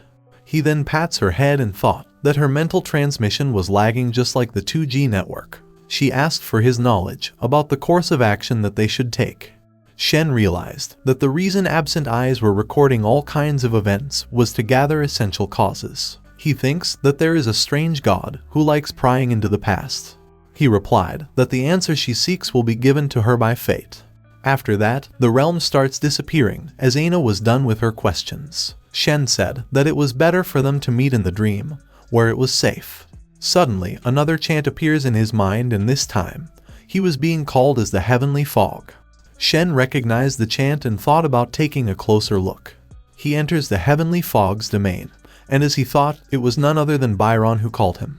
Shen heard from George that he was acting upbeat since his daughter's resurrection, so he wanted to see for it himself. Byron then asked him about the Salian dynasty and if he can join the Dull Dust. Shen didn't know much, aside from that they were the royals from the second continent's past. He also didn't know anything about the influence of Dull Dust. He thought that it was Byron's wish, so he permitted him. After that, he gets back to his room. He checks the time and said it was better for him to sort the information than to sleep. He checks Yer's memory and finds out that the Salians were the second continent's ethnic group. The Salian dynasty was a noble dynasty that was destroyed 1,000 years ago, but the descendants of the Salian royal family are still alive. Shen then searched Dull Dust and finds that this group is the most powerful and mysterious sorcerer organization in the second continent. After his search, he rubs Yer's soul and happily said that it is really useful. The next morning, Ling comes to the shop and was staring at Cola. The cat tries to scare her, but Shen slaps him for behaving rudely.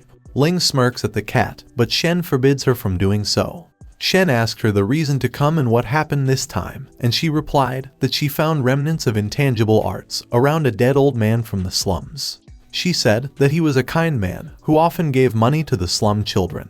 Shen asked if she wants to know who killed him. She replied that the members of her organization are busy with absent eyes, so she had no other choice but to ask for his help. Shen knew that the keywords were absent eyes, so he thought about stringing her along. He said that absent eyes are sad lunatics and asked about her thoughts on them. Ling was surprised and thinks that Shen really orchestrates everything from behind. She also couldn't do anything to remove the insignia, so she thought that it might be something related to him. She tells him that her bureau dispatched a high-rank investigator to pursue them and tells him about their origin. Shen replied that he is well aware and gives her a task to investigate the Light Chaser and False God. Ling gets confused after hearing those names, but assures him that she will get into it. Meanwhile, somewhere in the town, Chris looks injured and said that it is gaining on her. In the coffee shop, Shen was saying that everything including the Light Chaser, False God, Absent Eyes, was being directed by something. He believes that everything related will intertwine to form inevitable destiny. After that, he uses his mask and changes his getup. He then pulls off his ring, saying nothing good happened, even though he was using a relic. He couldn't understand why the summoners doesn't offer him riches instead. After that, he leaves the shop. Meanwhile, the taskmaster was thinking about using her last injection to support her life. She wanted to use it fast before something caught up to her. After that, a shadowy figure appears behind her and she looks shocked as she turns around. It was a monster and she realized that it is too late. Their office was destroyed by the appearance of two of these monsters. She wanted to ask for Shen's help as she was close to the shop. The monster then tries to attack her, but suddenly Shen appears and he uses his cane to take down the monster in one hit. Shen surprisingly said that either he got stronger or the monster was weak. He was thinking that he is finally getting badass. The taskmaster recognizes him and gets surprised, as he was able to take down a disaster-grade monster like nothing. Suddenly, she looked shocked as she felt the aura of an exterior god coming from him. She gets down to her knees and wondered if he is a divine messenger or something inhuman. Judging from her reaction, Shen wondered if he overdid it. He then gets a reminder that no one can remain calm while facing the divine aura released by his ability, except for the witch he met previously. Shen then greets her, and she greets him back. She then pulls out something from her pocket and said that she prepared the Dream Spectator potion formula as a token of respect and hoped to get his assistance. She said that she can take him to the lair of the absent eyes. Shen thought that he would be able to handle it if the monsters are that weak.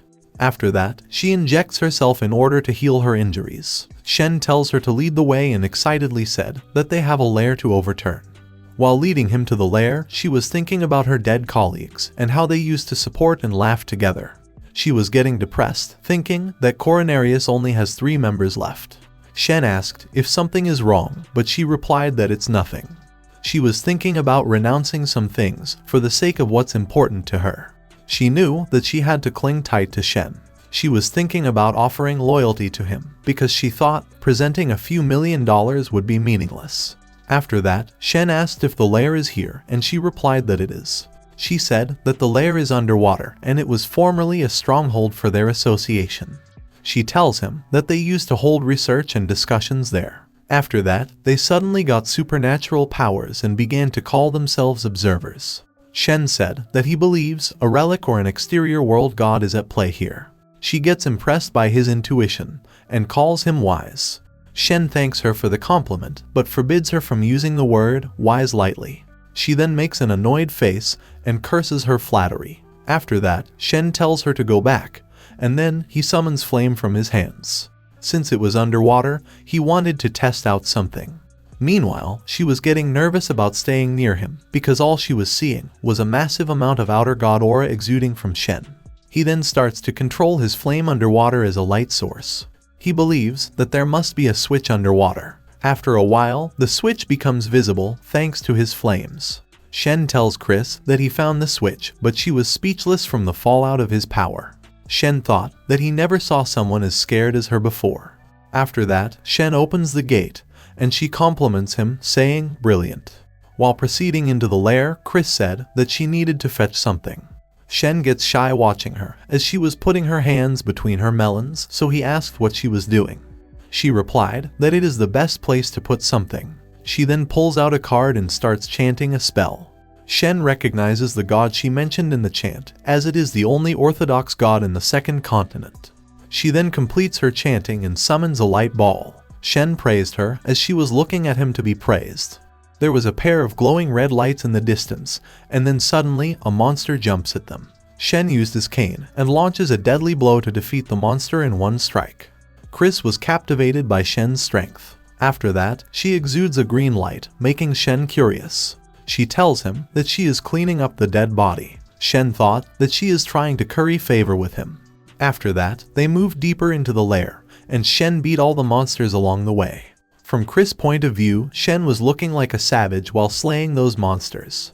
While they were proceeding deeper into the lair, Shen figures out something. Chris wondered if he figured out the secret of the absent eyes, but Shen was thinking about the nature of the power he got from Achromatic City. After that, they continue to explore, but then they stumble upon a glass wall which made Shen believe that it was created through intangible arts. Chris was amazed that a faux aquarium could be created through tangible arts. Shen remembers her saying that the members of Absent Eyes were fanatics from the surface world. He believes that building a stronghold underwater is nothing but a rookie approach. Chris asked if he meant that the Absent Eyes has members belonging to the inner world. Shen replied that she is right and praised her observation skills. Shen was happy as he was able to show off after gaining information from Yer's soul. He then tells her to keep going, and after walking for a while, a horde of monsters appears. Shen tells her to step back, and she steps back without any delay. The monster gets agitated and starts to scream. Chris gets scared and asked why they were all glaring at her. Shen noticed the light that she cast and said that the monsters are attracted by her light, so she should put it away. The monsters then run towards Shen, and as they were about to launch their attack, Shen activates a barrier around him. The monsters tried to attack, but couldn't get through his barrier. The barrier was created by the ever-fading cross, and he thought that he is basically invincible. He then starts to morph his weapon, and transforms it into a whip. He launches an attack using his whip, and cuts the monster in half with one sweep. He then kills off the remaining monsters using his whip. The scene of the dead monsters was gruesome. Even Shen said that it was unsightly. Chris starts vomiting and Shen was thinking that he wants to vomit as well. After that, Shen tells her to clean up the mess including her vomit. Chris starts cleaning up the mess as she wanted to perform well in front of him. Shen was jealous that she could use intangible arts. He was thinking about hiring her as a coffee staff, but he couldn't do it as he is constantly experimenting with outer god powers. Chris finds something and calls Shen to take a look. She said that she found it hidden behind the table while she was cleaning. Her eyes start sparkling and she said that she will hold the book for him to read. The book contained information about someone, thanking Mr. White for giving them guidance. They were able to establish the absent eyes because Mr. White provided them with mystical knowledge. The book said that last night, Mr. White created the underwater lair with a snap of his fingers and even gave them mystical powers. After that, under Mr. White's guidance, they began to gather essential causes, but it seemed that their bodies were going through a change. They accepted the changes and thought it was normal, and after a while, Mr. White said that the essential causes were nearly assembled. Mr. White had a blind and shy 10-year-old boy as his assistant, and the writer wanted to throw himself into that boy's experiments. Shen realized that Mr. White was the mastermind behind them and wondered what his goal was. Chris then stops reading and said that the note ended there. Shen praised her for giving a good narration as she was expecting to be praised. He thought that he might have to praise her a lot in the future. Chris said that the writer was sick in the head for trying to partake in physical mutation. Shen then orders her to look around and see if she can find something useful. Chris rushes toward the mess and tells him to leave it to her. After a while, she returns and said that all the important things were taken away except for the note. Shen asked if she could give him more assistance. Chris frantically nods and said that it would honor her to do so. Shen thought that she is easy because it took him a few words of praise to fire her up. Chris thought if she should kneel and pledge her loyalty. She was flustered by thinking if she has to kneel every time they meet. Shen then tells her to investigate the death of an old man in a slum who passed away recently. She salutes and said that she will. She was thinking that it will be an easy task with her status as the taskmaster. Suddenly, Shen heard some rumbling sound coming from the tunnel. Then, the river water starts breaching in from it. Shen turns around and realized that it was a trap laid by Miracle White. Shen was thinking that he could atomize to escape, but Chris was also with him. He then grabs the cross and said that he has to rely on this. He then throws the cross at her and it gets stuck between her melons. The water then starts rushing into the chamber, but Shen tells himself to relax as his defense was raised by the power of the achromatic city. He then quickly activates his atomized power, but Chris faints by watching his outer god aura. After a while, they escape the lair and reach to shore. The ever-fading cross had a heavy price for holding onto it too long, so he decides to remove it from Chris. He watched the cross and wondered how did it land in that position. He then tries to pull out the cross, but Chris suddenly wakes up and sees him trying to touch her breasts. She then gets flustered and closes her eyes, making Shen speechless. He then pulls the cross out and said that he was waiting for her to wake up. She then teases him by asking if it was early for her to wake up. Shen said that they should part ways and tells her to watch out for safety as she could be on Mr. White's radar. He then wished her the best of luck as she was going away. Suddenly, he feels a rumble and wonders if someone was summoning him again. As he guessed, it was none other than Byron who summoned him.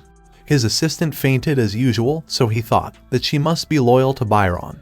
But in reality, Byron offered her cash, which made her willing to participate in the summoning. Byron then greets him and said that he brought spiritual water as a sacrifice. Shen knew that the spiritual water was something that could be used to bring about actual souls. He then accepted the sacrifice. He saw records of spiritual water from Year's memory and found out that it was useful for people with the aptitude for forging living souls. He thought that it was a nice judgment from Byron, because he as an outer god would have a use for it. He then remembered that he had an image of outer god the first time he was summoned, so he wondered if changing his looks was just stupid on his part. He fears that he has no excuse this time unless he recites something, so he decided on reciting the uniformity of all things. He then starts reciting, but from Byron's perspective, it looked like a taboo knowledge that could change the rules of alchemy. Byron then pledges his loyalty and said that he is tasked with killing the Light Chaser as his trial for joining Dull Dust. Shen gets shocked hearing him mention Light Chaser as he remembers the witch's divination. Shen then ordered Byron to head to the rendezvous point and seek out his messenger. The summoning session was over and Byron knew that he has to go to the Beland Imperial College. He then looks at his fainted assistant and said that she will get her money. He muttered that he has more important things to do now. Meanwhile, Shen returns to the shore before getting summoned. He found it odd that the summon waves were different from his shop. He got another offering, but his top priority was to find clues about the light chaser. He then realized that he was too far from the college. He thought about using Atomize, but he remembered that the aftermath would be huge. He recalls seeing a bike on the way, so decided to use it and said that he will return it later. He then transforms his weapon into a key to unlock the bike. On the other hand, Byron gets back to his home. After opening the door, he gets welcomed by his daughter. Byron gets happy and pats her head. She said that being there is amazing, and she learned some new dishes for him to try. She tells him the name of the recipes and makes him nervous. She asked if he is not interested, but Byron laughs and said that is not the case. On the other side, Shen was riding his bike and charging toward the college at full speed. At the same time, Byron was having a blast with his daughter and Shen was giving his all to reach the destination. Eve asked Byron when will she be able to explore Baland. Byron replied soon and tells her to relax. He was thinking that soon he will send her into a promising world. He then apologizes to her and said that he has some business to attend to that night. Eve replied it's okay and tells him to stay safe. Byron then looks at her and thinks that he will make sure that she lives a better life. After that, Byron gets back to the college. Shen then appears and calls him. Byron said that he came just in the nick of time. Shen was wondering why was he still waiting, despite him being late.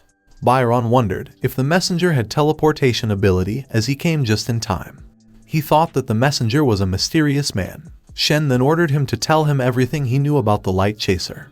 Byron said that the light chaser is a saint of the Corona Church and he possessed powerful relics and disaster-grade powers. He added that the light chaser is a noble and he has come to Baland for unknown reasons. Shen then tells him that the light chaser came to end the life of the false god. Byron gets surprised and thought that he shouldn't underestimate this false god who caught the attention of a saint. Shen then tells him to investigate the light chaser without killing him and put the information in a book like before.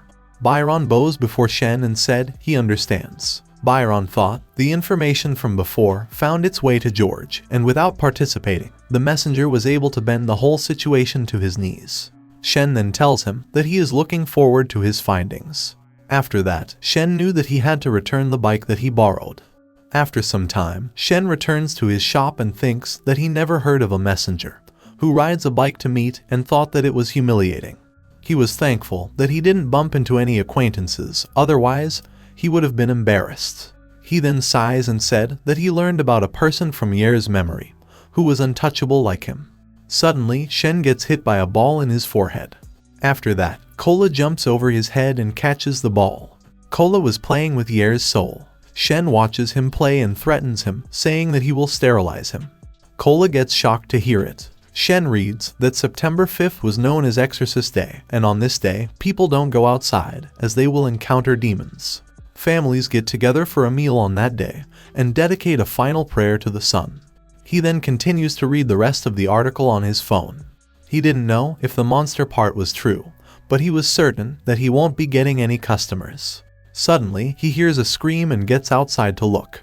He then saw a horned girl and asked if she is fine. Shen asked the girl if she is all right, as she looked in pain.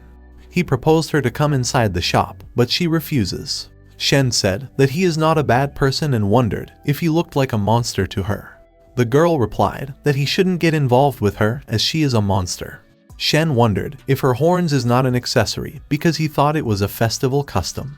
He tells her that it doesn't matter and he might even be able to help her. He summons his flames to show her just how cool he is. She couldn't understand what he meant, while Shen was surprised by her lack of reaction. She asked if he meant it when said that he could help her. Shen thought that this girl would be his ideal employee as she couldn't sense his aura, and she was someone who knew about the inner world. He thought that it might be the good luck that his revolving fate brought him today. He then grabs her hand and takes her inside the shop. He tells her to wait, and after a while, he brings her a towel and wipes her wet hair. He again dashes toward the kitchen, and this time he brings her a cup of coffee. He then asked what is the problem and said he should be able to help as long as it was nothing big. The girl introduces her as Tina, a freshman at Beland Imperial College, and tells him that last week she saw a sudden mutation while standing before a mirror and found that her 2 ears had become animalistic. After that, Shen gets interested by thinking if she is a beast girl and keeps looking at her ears. She feels embarrassed and tells him to stop staring. Shen tells her to keep talking, and she tells her story of how she always felt bored, but a while ago, she came across some occult books, and with the help of fellow students, she acquired more relevant books. Hearing her story, Shen knew that it was another death flag. Tina said she tried practicing occult magic but was unsuccessful, and eventually she lost interest in it. Then last week, as she stood before a mirror, she found out that she had mutated out of nowhere. Shen said it was no big deal and asked if there were any other traits. She replied that sometimes she could hear something in her mind and unknown traits in her body would change daily. Shen asked about the traits and she replied that sometimes horns would grow, or other times beast's ears and even scales. Once she discovered her situation, she hid her mutated parts and even gave an excuse to stay home. She said that Mr. White told her to hold on, but she couldn't keep that up for much longer as the sounds in her head wouldn't stop. Shen asked if she heard Mr. White mentioning the word miracle. Shen was wondering if the Mr. White she mentioned could be Miracle White, given that he could perform miracles. He tells her that Mr. White is a problematic figure, and Tina asked if it really is true. He replied that he knows some wicked acts that Mr. White committed and asks her about his whereabouts. Tina replied that she didn't know as he was a figure that only appears in her dreams. Shen was dumbfounded by her answer, so she explains that Mr. White had been appearing in her dreams for the past 2 weeks. Shen remembered that the members of Absent Eyes use the Dream Spectator formula to spy on dreams, so he thinks that Miracle White might have some dream-related powers. He couldn't do anything for Tina soon, as he lacked the potion materials. He then wondered if she would become the fish-headed monsters that he encountered. After that, he stands up and said that at some point, he will find him in the dream world himself. At the same time, Aina was listening to a conversation outside an orphanage building. She was thinking how her body hasn't grown, but her thinking speed has grown beyond an ordinary human. Not only she could manipulate the flames that burn creation, but her learning power also surpassed her peers. Under the guidance of the High Priest, she has totally mastered mid to low range intangible arts in the field of cup. But for her, who could perceive the spiritual, it was more like practicing tangible arts than intangible arts. She said that there is no turning back, and the current situation is the most she could achieve for her orphanage companions. After that, a cult member appears and tells her that the High Priest is waiting for her. She departs with the member, saying that they should go. The member takes her to the room where the High Priest was waiting. She enters the room and saw some people inside, including the High Priest. She calls the chairman and tells her that she should leave. The chairman addresses her as the revered child of God and said she will leave. The High Priest turns back and asks Aina if she saw her request being answered on her way. He said that they won't be forced into the order and can just offer financial support through ordinary work. He also added that they won't be forced to endure any suffering, nor will any of her worries come true. Aina then thanked him, but he tells her to show gratitude to the Almighty. He then tells her that next Monday, he needs her to follow him to a get-together where he wants her to meet some people.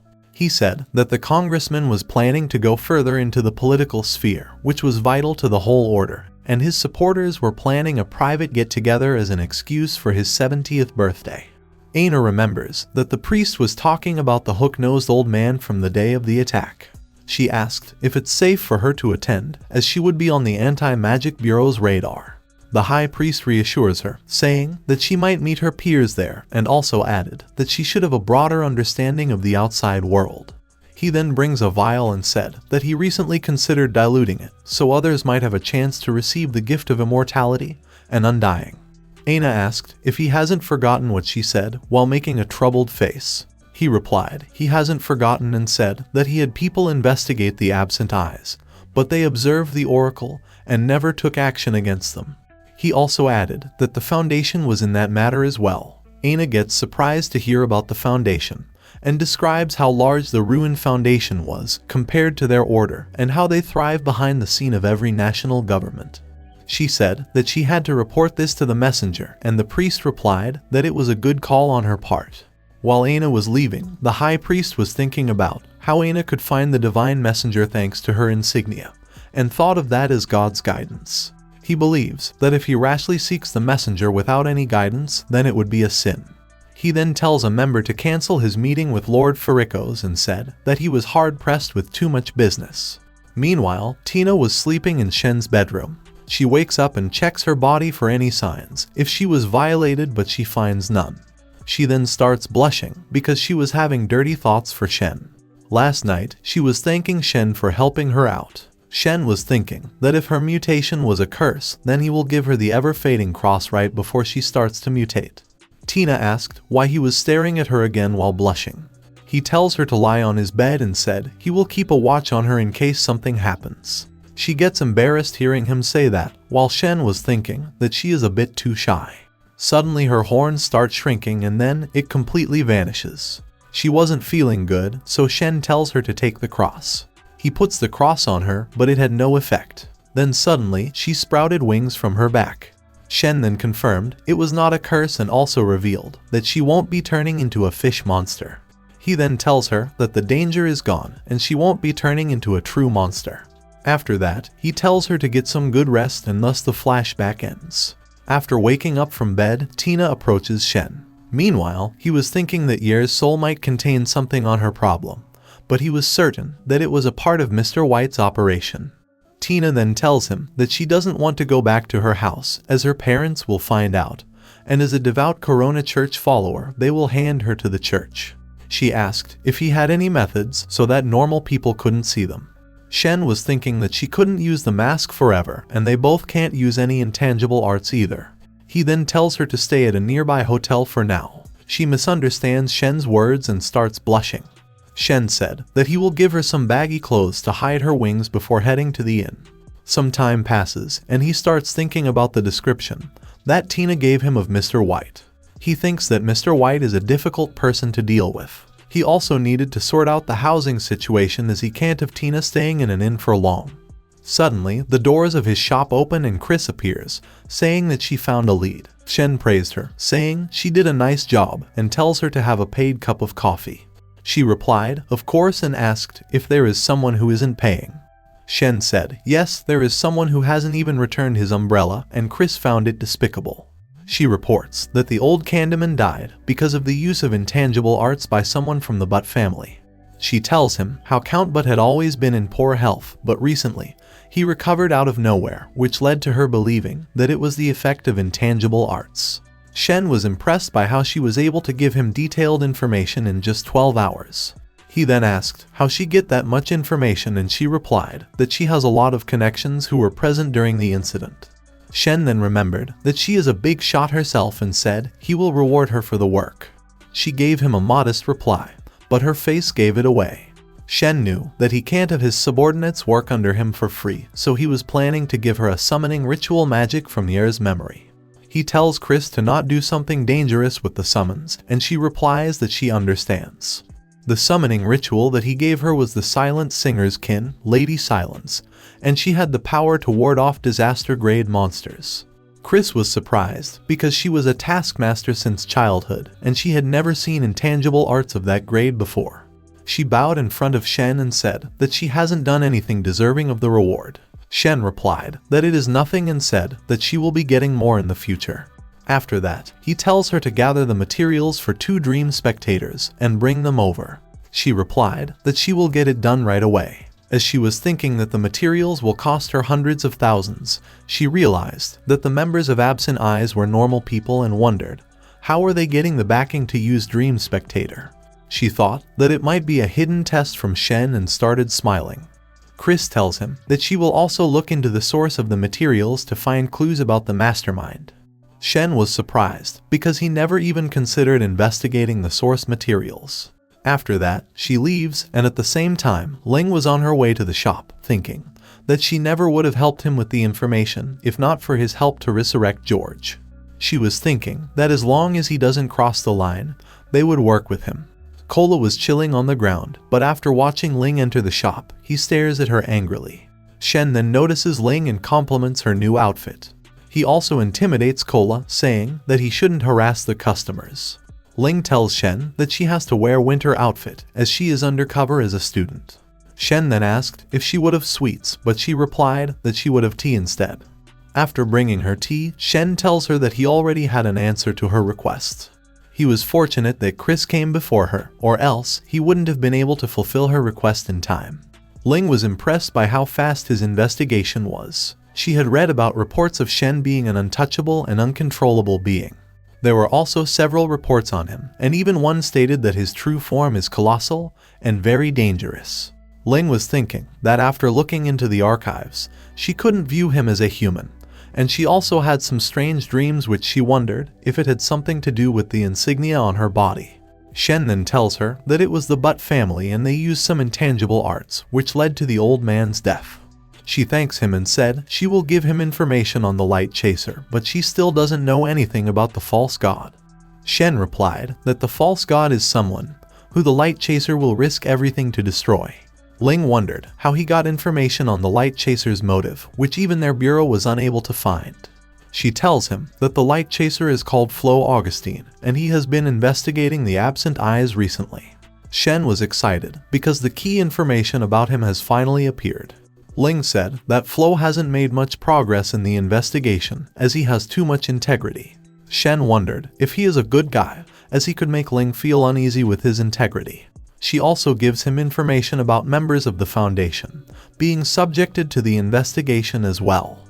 Shen wondered if she meant the Ruins Foundation, who are behind all kinds of strange phenomena. Shen said that he understands and tells her to continue drinking her tea. With the help of Ling's information, it was finally starting to make sense for him. He believes there is a good chance that Miracle White is the false god, as the Light was investigating the absent eyes situation.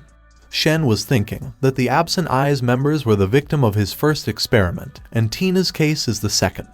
Things were finally starting to connect, and he was getting curious. Middle of the night, Shen was preparing to head out. While looking at the mirror, he was thinking that he learned a lot since he came to this world. 3 days ago, Chris brought him the potions that he ordered her to get. Shen tells her to keep watch on Tina, saying she plays a key role. She replied that she will get to it immediately. George had moved to the Badlands, so Shen was contacting Ling to deal with Tina's issue. Currently, as he and Ling were on their way to see Tina, Ling asked if he is going to carry out the ritual in the inn. But Shen tells her to keep walking. While she was asking if he has the key to her room, Shen atomizes and slips in through the gap in the door. He then opens it from the inside and invites her in. Ling asked if she is a demi-human and said that those beings are already extinct. Shen replied that she wasn't always like this and revealed that it was the work of the false god.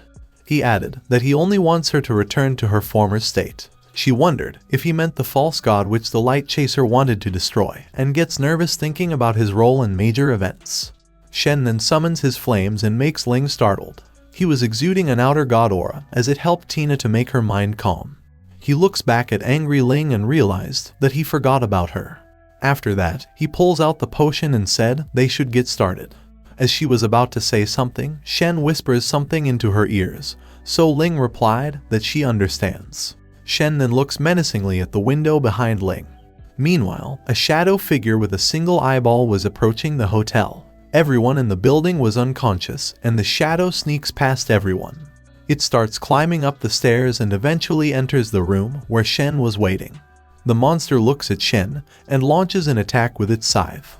Shen immediately manifests his weapon and breaks its scythe with a single strike. Shen said that he knew about the trap laid by Miracle White in Tina's body. The thing that he told Ling was that something was watching them, so he will join in the dream after he deals with it. Shen never imagined that Miracle White would leave behind something like that monster.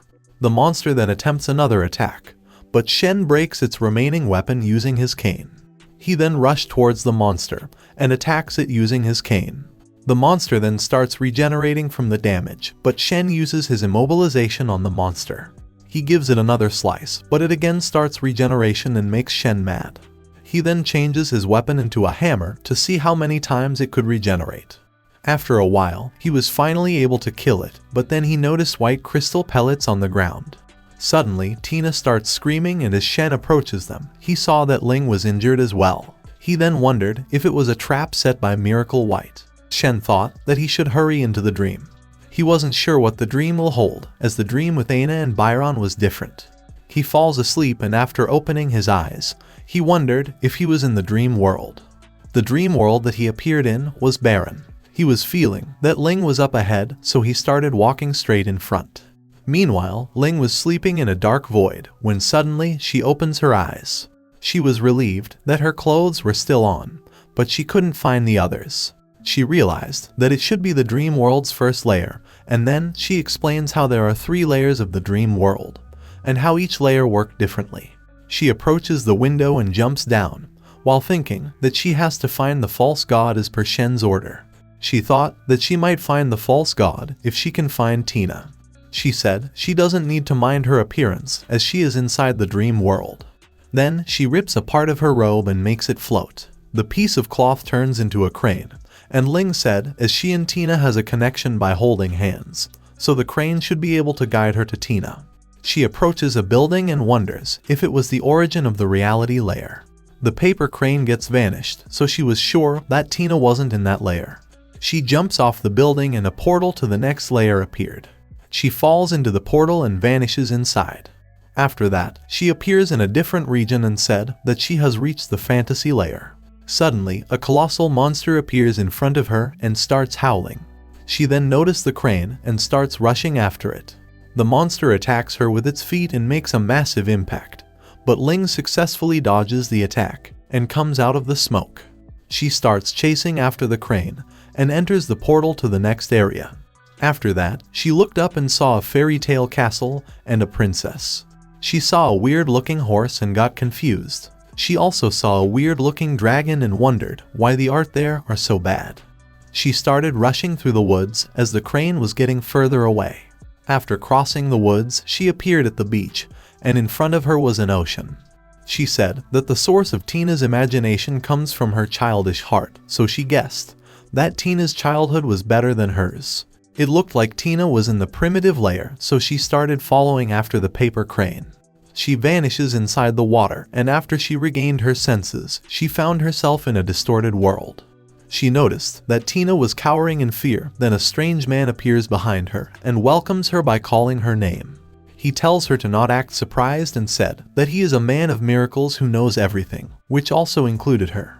She insults him and asked if he knows someone stronger than him, like Shen. Hearing this, he gets angry, and while he was raising his arm, Ling draws her blade to attack. As Ling was about to launch her attack, he snaps his finger and orders her arm to be shattered. Suddenly, both of Ling's arm gets shattered into pieces and makes her shocked. After that, he flicks his finger and gives another order of unbearable pain. The injured Ling tries to use the downward spell while holding her sword in her mouth, but Miracle White tells her that it was useless. She drops her sword and asked if she would wake up in real life if she is killed here. He replied that she wouldn't wake up that easily, and if she die here, then her body will die as well.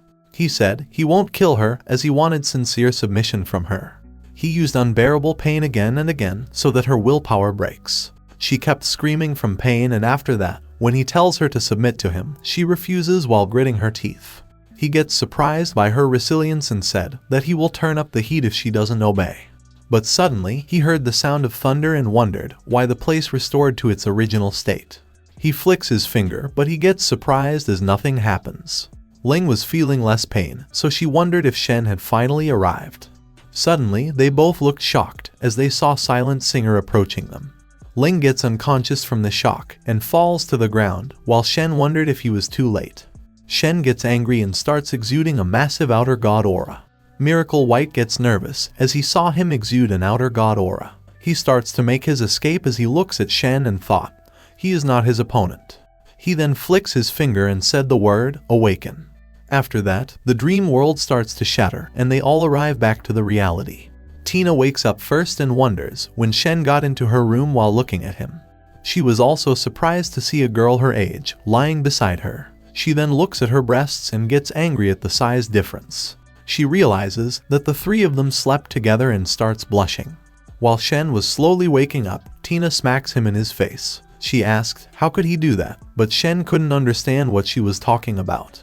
She then blushes and asked if he was having any dirty thoughts by making her and another girl lie in the bed together, but Shen looks shocked and replied that he wasn't. He said that he only came there to exercise her and tells her to check her body if she isn't convinced.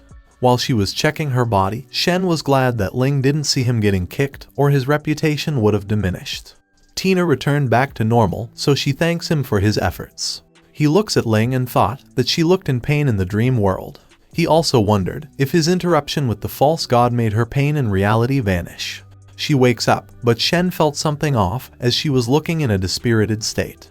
Tina asked Shen if something happened to her, and he replied that the fiend from her dreams hurt Ling, so she needs some time to recover.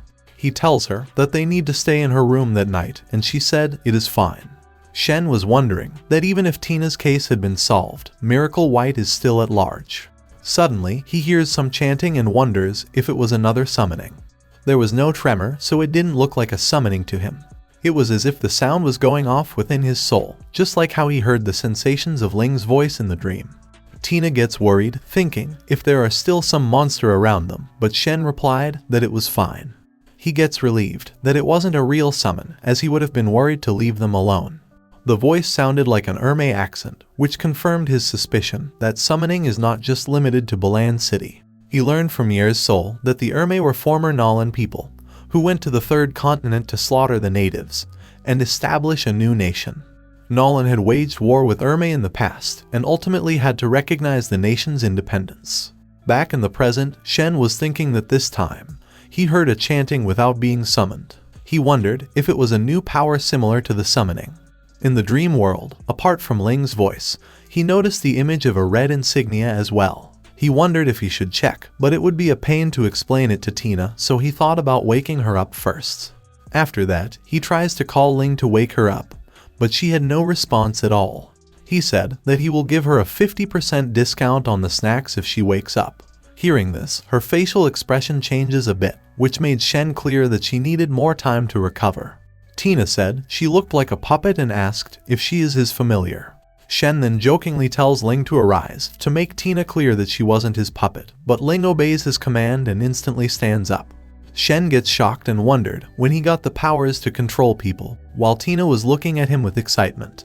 He remembered that exuding an outer god aura would be enough to wake her up. He summons the Lord of Ash's flame in his hand, which starts to make Ling tremble with fear. She keeps trembling and suddenly she opens her eyes. After waking up, she saw Shen, and he was saying that he came to rescue her. Ling then wondered how she woke up, as the last thing she remembered was seeing the silent singer. She makes a terrified face and thought, how was Shen able to summon silent singer inside the dream?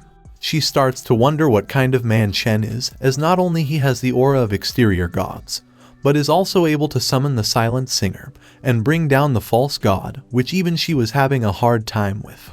Shen asked if she is alright, to which she replied that she is fine and asked if she could be excused. Suddenly, Ling gets shocked because she forgot her blade. As she was trying to reach her blade, Shen tells her that he wants to reward her. She gets confused and asked if she heard it right. After that, Shen teaches her the exact summoning ritual that he taught Chris. She was staring intensely at him, which was making him uncomfortable. Meanwhile, Ling was wondering how was he able to obtain a high-grade intangible technique, which was a top secret even among the cultists. Tina could catch everything that they were saying, but she couldn't understand anything. She then wonders if what they were doing was the true field of occultism. After that, she asked if Shen could teach her some mystical power as well, and Shen thought that she has fallen into his trap. He tells her that she had to pay a price for learning such things. She starts blushing and asked what price he meant. Shen gets angry and tells her to remove dirty thoughts from her mind. He tells her to work as his shop assistant under the guise of his apprentice, which also won't hamper her studies. She gets disappointed as she was thinking about taking a test or signing a magic contract. Shen sighs and tells her to stop reading messed up books. After that, as it was getting morning, he tells her to head home and reminds her to come to his shop after 2 days. While Shen was having a conversation with Tina, Ling was thinking that he looks like a normal person, just like a guy next door. Shen looks at her and asked if she would like to have a cup of coffee. Ling replies angrily that she will pass and be heading back. He then wondered what had gotten into her with a troubled face. Some time passes and Tina reports to Shen that she had completed cleaning the shop. Shen tells her to call him manager instead of sorcerer, but she calls him sorcerer anyway. Shen was thinking that the customers won't mind and think about it as a joke. He was fortunate enough to find a diligent worker, so he doesn't mind what she calls him. Suddenly, Aina appears in the shop and asked if someone was there. Aina then compliments Tina and asked if she is a new assistant. Meanwhile, Tina looks at her big breasts and gets depressed thinking about it. Aina tells her that her friend will be coming later and asked if she could wait inside. After entering the shop, Shen asked her if she is by herself. She replied that it is fine, as the Anti-Magic Bureau can't be everywhere to arrest people. She then gives him the report about their cult and said that their new member John is entering the election. Shen was impressed by how fast they are growing. He was thinking that while his followers are making achievements, he is sitting around and doing nothing. Shen tells her to do things as she sees fit, and she gets excited after hearing it. She also gives him information that the false god is a suspected escapee of the Ruins Foundation. Lastly, she said that they will be offering a sacrifice for their lord, and Shen replies that their lord will show them pity for their errors and sins. Aina gets happy and said it is great, and as she was leaving, Shen stopped her and tells her to keep all the matter secret from Tina. She then looks at her and said she get it. After some time passes, Shen tells Tina that she did great and that her occult lessons will begin tomorrow. Tina gets excited upon hearing his words. Shen said that it is all for today and she should head back home. Tina tells him that she will be here at 6 while giving him a serious look. While she was leaving, Shen was thinking about what to bestow in his next summon. While he was thinking that he couldn't let himself become a moocher, he remembered that he was just acting dumb. He already knew that the Lord of Ashes bestows food to his followers, but the only question was what to give. He thought if he should give bread, but then he thought it would be too mundane. He couldn't give them coffee forever, so he wonders if he should give them an apple while looking at Cola playing with it. He makes up his mind of giving them apples, as the fantasy tales constantly portray poisonous and golden apples. After that, he starts hearing the chant to summon the Lord of Ashes, and immediately recognizes that it was Aina's voice. Meanwhile, Aina was doing the ritual in front of the high priest at their base. The high priest was thinking that last time they were going to offer a single sacrifice, but their ritual was interrupted by Tranquil Tongue, and he wouldn't dare to repeat the same mistake, so he prepared the sacrificial disaster-grade heirloom and the omnipresent traveler's opus. The ritual ends and everyone bows down as they knew that their lord is coming. The high priest was thinking that with their sacrifices and loyal attitude, they are guaranteed to get a massive response. He said that Lord of Ashes is currently the most active exterior god. After that, some smoke gathered, and the Lord of Ashes appears out of thin air. Aina gets happy by the appearance of the Lord of Ashes. Meanwhile, Shen was thinking that he must be exuding a large amount of aura, and what they are watching must be not his true form. Aina addresses him with different names and tells him that they offer him the fruit beneath the Black Sea's abyss and the omnipresent traveler's opus. Shen said he accepts their obligations, and then the items start to get pulled toward him. Shen then pulls out a bag from his pocket and puts the relics inside the bag. Meanwhile, Aina was getting happy to hear that he accepted it and to know that their lord has forgiven them. After that, Shen brings out an apple from his pocket and puts it on the ground, saying that it is his new favor for them. The high priest was astounded because the thing they were perceiving was a blazing object. Aina looks up and offers her gratitude for bestowing his favor. The Lord of Ashes then vanishes, but his blazing gift remained. The high priest said that it is the blazing heart. He gives a description of the origin of the blazing heart and said that a strong artisan is able to mold it into untouchable grade relics. As he was saying that he doesn't know about a powerful person like that, Aina proposes that they should ask the messenger about it. The high priest smiles and said that he hadn't thought about it, but Aina knew that he was lying to make her feel better for giving the suggestion herself. Meanwhile, Tina was sleeping in her room, when suddenly her hand transforms into a monster's hand, but then it again turns back to normal. Shen came back to his shop and checks the fruit that he got from the offering. He found out that eating the fruit might or might not grant disaster-grade power. He understood that the artifact relied on fate, and then it grants the user some sort of supernatural power. He wondered if his luck would improve if he uses it while wearing the revolving fate ring. But then, he decides try it out later. He then used Yer's soul to find out about the next artifact that he got. He found out that if he stands in front of it with a page open for 10 minutes, then everything surrounding the vicinity would be captured. It could record 10 seconds at a time, which could be erased and replaced with new scenes at will. The recorded scene could still portray activity, and he could zoom in or zoom out at will. After that, he misclicks, but he was happy since he could see other places. He saw the cafe's cubicle and the street outside the door. He found out that it could only record 100 meters, just like the information he got. He said that it is time to test the other usage of the artifact. The effect too was travel, and it could shift the user to the recorded scene as long as they silently read the phrase travel. Shen was excited, as he thinks that it was a flawless disaster-grade relic for him. He also found out about the cost of using the artifact, but it didn't matter as those costs does not affect him. He then used the travel function, and gets transported inside the shop instantly. He was surprised at how fast it was, as there was not even a half-second delay. He said that the transmission effect was worth it, even if it needed a day to charge. After that, morning arises and a man was waiting outside Shen's shop, as he was wondering why Chris was frequently visiting this particular shop. He found out information from the Anti-Magic Bureau that the owner of the shop is involved in the Chaos Ashes Order. As they were always the Corona Church's archenemies, he was thinking that he must pay. Meanwhile, Shen was waiting for Chris to make money out of her by giving Tina's name. In that way, he could save his reputation, while earning a load of money. Suddenly, the door to the shop opens, and it blinds Shen with light. He takes a closer look and finds out that it was a guy. He was sarcastically saying that he got surprised by someone's aura for the first time. Meanwhile, the guy was thinking that he should try out Shen's power, as he heard that he is extremely powerful. After that, Tina appears and welcomes him inside the cafe. Meanwhile, he was wondering why was he being treated as a normal customer. Shen asked him what he would like to drink and why is he staring at his clothes as if they were in bad shape. The guy was looking at the ever-fading cross because he knew that one will become mad if he wears it often, but he was surprised to see Shen wearing it all the time. Shen asked if he would like to have any coffee, but he replied that he doesn't drink coffee. He said some religious sentences and asked him for a glass of water. Meanwhile, Shen learned from Ye's soul that a follower of Primordial Flame's aura is destructive to evil forces. Considering the recent information, Shen knew exactly who he is. Shen asked him if he is the light chaser Flo Augustine. Flo replied that he is right, and then Shen tells him that he is after the false god. Flo gets surprised, as nobody knew about his true intentions. Shen tells him to not get surprised and said that he knows boundless secrets. He tells him to speak, and while summoning the Lord of Ashes flames, he asked what is his purpose. Flo gets shocked as he learned that Shen exuded different outer god's aura, and he thought that at best, he would have the aura of the Lord of Ashes kin, but he had misjudged him terribly.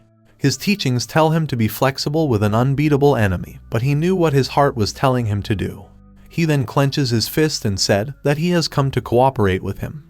After that, Shen makes a smug face and permits him to talk. Holy tools by no means refer to the relics in general, but there are 115 mystical relics that were purified with radiance 100 years ago in Louis Cathedral, and the cost of using them is a grade lower than they were originally. As for the Light Chaser, who possesses a powerful disaster-grade relic, he is ranked among the strongest tier of disaster-class figures. After that, Flo tells Shen that the false god has a natural talent with the power of reality warping, who escaped from the ruins foundation. He also said that the false god fled the third continent for the second continent because of the delusion of God. He believes that the false god might be doomed to fail, but still finds his actions outrageous. He wants to find and annihilate the false god, because he believes that he can save face for the Almighty by doing it. Meanwhile, Shen was relieved by the fact that he wasn't the false god that Flo was after. He was wondering if he would appear as a deity if Flo were to summon his own god. He then thought that he would play the part of a righteous, since he believes that a god is a god after all. After that, Flo tells him that he wants his help in finding the false god since he pried into his business some days ago. Shen nonchalantly replies that he can hunt him, but asked what he had for him in return. Flo then brings out a relic, saying that he wants to present him with the sunlight case. He tells him that it was a distortion-grade relic purified into a holy tool, and because of that, the cost for using it was thirst. He also says that as long as he stores ordinary water and paper in it, he can attain blooming sunlight in 3 days, which can ward off evil existences. Hearing that, Shen falls into deep thinking, And while he was in deep thinking, Flo runs past Shen at an incredible speed with a frightened expression. Shen then turns back and tells him not to forget to order coffee next time. While Flo was leaving, he notices Shen's cat and gets excited by how adorable it looked. Shen couldn't understand Flo's actions since he thought that he wanted to take off, but now he is immobile upon seeing the cat. On the other hand, Chris's subordinate asks her if they really must go on like that. She said that the inner world was dangerous and that they already have lifetimes worth of money to lead normal lives. Chris replied while eating that she knows, and while addressing her as Fior, she says that she gets it. Fior then tells her that they should talk after she's done eating while wondering if she likes snacks that much. She then also wondered if Chris ate outside the office to uphold her image before them. After finishing her snacks, Chris tells her that she is already Shen's subordinate, and believes that she will get punishment worse than death if she quits arbitrarily. Fior was still concerned about her, but Chris says that she has to rely on Shen since the mastermind was still at large, and as Coronarius will also get back on its feet thanks to him, she thinks they should keep going with that. She also thinks everyone else would feel the same way. Hearing that, Fior replies that she gets it while tearing up. Chris gets up and tells her that she will head to the cafe. While Chris was leaving, Fior asked if she would like to have evening steak together once she is back. Chris then pats her head and said that it is fine with her. Chris then arrives at Shen's shop and said she is back. She was surprised to see Tina inside his shop since she was secretly looking after her. Shen then introduces Tina to Chris, telling her that she is his new apprentice, and that she normally acts as a shop assistant in the cafe. Meanwhile, Chris was thinking about how she really envies her. Shen tells Chris that Tina needed funds, so he wants her to sell something for him. He then gives her a vial of spiritual water and tells her to take good care of it. He also tells her that an average person would go mad if they come in contact with it. She replied she gets it while thinking that she should head back and look into what spiritual water is. Shen tells her that she can keep 10% for her hard work, and she thanks him for that. She then gets out of the shop, saying that she will see him later. After she was gone, Shen tells Tina to finish her work fast, since he had things to do. Tina asked if he was going to square up with a vampire, or a powerful tamed dragon. But Shen was thinking how he was obviously off to record life-saving transmission points. On the outskirts of Balan City, Shen arrives at Port Thames. He was inside a hotel bathroom near the Anti-Magic Bureau, since he wasn't crazy enough to operate from directly within the bureau. After the recording was over, he says that it was time to head back and uses travel. He teleports back to his house, but then suddenly someone from the darkness said that he is finally here, and Shen gets startled by it. Shen was wondering if he should atomize straight away, but he believes that it would be safer to immobilize him before fleeing. The person then addresses him as the boss and asked if he was hearing him. Shen was confused since the voice seemed familiar to him. After that, when the person came closer, Shen saw that it was none other than George.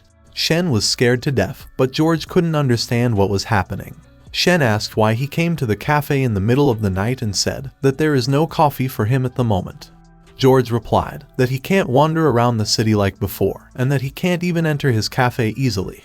He said he thought that he would get to see him right away, but he never imagined that he would leave and then suddenly come back undetected. Meanwhile, Shen was thinking that the omnipresent traveler's opus was more useful than he thought, since even George couldn't sense his arrival. George said that he has been up to a couple of things, and first off, he was able to finish off some scumbags whom he couldn't touch before as an investigator. He couldn't act without evidence, so for that reason, he wants to thank him for allowing him to act on his own. Secondly, he has been spending time pursuing his fractured connections. Shen wondered if George lost his old memories or something along those lines. Shen tells him that it works since he is more free now than he was back in the Anti-Magic Bureau. Meanwhile, George was wondering why he resurrected him, and since he can't grasp his purpose, he just hoped that it was nothing harmful to mankind. He was also thinking about how great Byron's technology was, since his magic puppet body had all the senses of a human. He wondered what Su Ling was doing, and that without her, there is no one to oppose his smoking. Shen then angrily tells him to stop smoking, and George apologizes to him. George said that he has been looking into something important, but since he can't inform the Anti-Magic Bureau directly, he wants Shen to pass the word to Su Ling. Shen said that it's very straightforward of him to ask, and that it is good to see him being polite now. George laughs and said that they are just being chums. Meanwhile, Shen was having a pain in the ass from the boomer vibes George was giving off. After that, Shen tells him to speak and said that he will help pass his news. George then reports that zealots have been showing up in Baland recently, and they all profess the Lord of Miracles. Because those zealots were all average people, the investigators were ignoring them for now and monitoring them like normal. Shen then realizes that even the popular faith would be monitored, since that world wasn't short of evil gods, and stressing freedom of religion would be the end of mankind.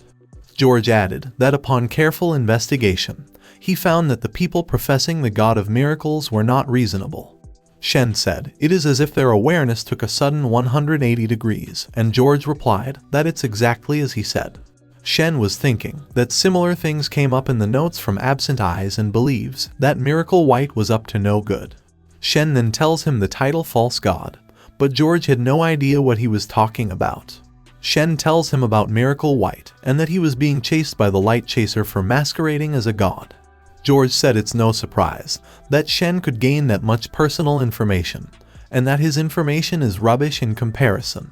George asked what is his aim in telling him about it, but Shen replied that they are in the same boat. Shen said that he won't ask anything of him, but he believes that George wouldn't put up with a supernatural causing mayhem in Baland. George replied that he totally saw right through him and that he has to go now. While he was leaving, Shen said that he will make coffee for him next time, and George thanked him. George stands still for a while and asked if Su Ling was doing well.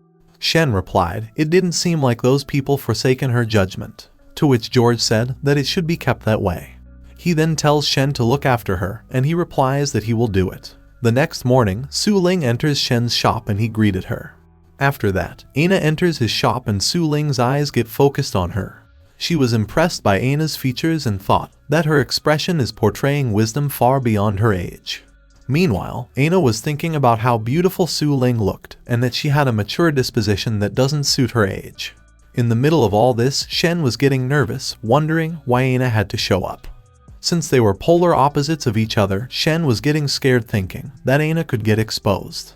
He was also thinking about how Su Ling was young and she had no idea that the Bureau already knows of her betrayal in getting George revived illegally. He remembers George saying that the people in the Bureau had mind-probing techniques, so it wouldn't help, even if he threatens her to keep Aina's identity secret. He knows that if the Bureau knew Aina's identity, she would be locked up immediately and locked for life. He didn't want her to say hi to him, so as soon as Aina tries to say long time no see, Shen uses his immobilizing ability. After that, Su Ling gets shocked since she could sense a large amount of exterior god aura exuding from Shen. He then tells her to head to the cube and said that he can't talk business with customers around. Meanwhile, Su Lin was wondering why he had to scare her like that, and she also didn't know that he wanted to avoid surface worlders. After the immobilization was over, Aina was confused since Su Ling vanished from her eyes. Shen then tells her to have a seat and she replied with okay. After that, Aina said that she had an important favor to ask of him, but Shen replied that he will hook her up with coffee first. He tells her to give him a moment and stay put. Aina was thinking about how she felt more comfortable in Shen's place rather than the banquet the high priest was taking her to. She was thinking that it felt just like home. It seemed to Shen that he distracted Aina, so he quickly enters the room where Su Ling was. Shen then sits down with her and warns her about those who profess the Lord of Miracles, since such people were connected to the false god. Su Ling replied that she heard him and that she will pass it on to the higher-ups. She then tells him that she actually came there to let him know that she recently pursued that but family matter. Shen was wondering if it was the matter surrounding Candyman's death and what information she came there to give him. After that, she reports to him about the incident where the Butt family patriarch recovered health by using intangible arts to claim to old man's life. She also reports that Count Butt was a noble as well as a senator, and that the matter doesn't concern the cults or exterior gods. She knows that if she leaves the matter to the Bureau, they would have no way to penalize them. Shen then asked her what she wanted to do, so she replied that she wants to have an eye for an eye. She also tells him that her black knife called Seizure was her father's relic, and that she wants to uphold the code of the Witchers that they live by. She believes that it could be one of her flaws as a person. After that, she asked why the public viewed the pursuit of justice as a drawback. Shen wonders if she was using her black sword as a vigilante and gets worried since he knows that it was the path of no return. He recalls George saying that the Anti-Magic Bureau values him, so the more attention he pays to Su Ling's attitude, the safer she'll be. Shen then tells her to do whatever she wants and said that if she needs his help, she should remember to find him. Su Ling was thinking about how everyone used to say that there was no black and white in the world, but only gray. So in moments like this, where she is alone and everyone urges her to give up, she yearns for just one person who has her back. Su Ling then thanks him and gets out of the shop. After she was gone, Shen was feeling fantastic since he dealt with their encounter perfectly. After that, Shen brings Aina a cup of black tea and apologizes to her for being late. Aina addresses him as Lord Messenger and said there were no worries. She tells him that there was something important she had to ask of him. She tells him that the box before her contained a blazing heart, but they needed a powerful smith to forge it into untouchable grade relics. Shen then asked if she wanted him to give her a hand, and she replied positively. Shen was thinking about how he couldn't be the artisan for forging untouchable grade mystical relics. He looks at Aina and thinks about how she was undermining his plan. He then tells her to leave it to him and said that she needs to pay accordingly since forging isn't easy. Aina replied that it's fine and asked him to tell her about the payment. Shen was thinking how he wanted to demand 10 million, but he knows that he can't say that. He then tells her the details about the false god and said that he wants her to investigate the matter. She replied that she heard him. He then tells her to go and said that he will send the item back after the forging will be over. She replies okay in a cute manner, which looked adorable to Shen. After she was gone, he was thinking about how those chaotic things kept piling up and that he can't activate those dangerous stuff carelessly. He said that he has to buy a new home immediately and hopes that Chris could hurry and bring the cash over.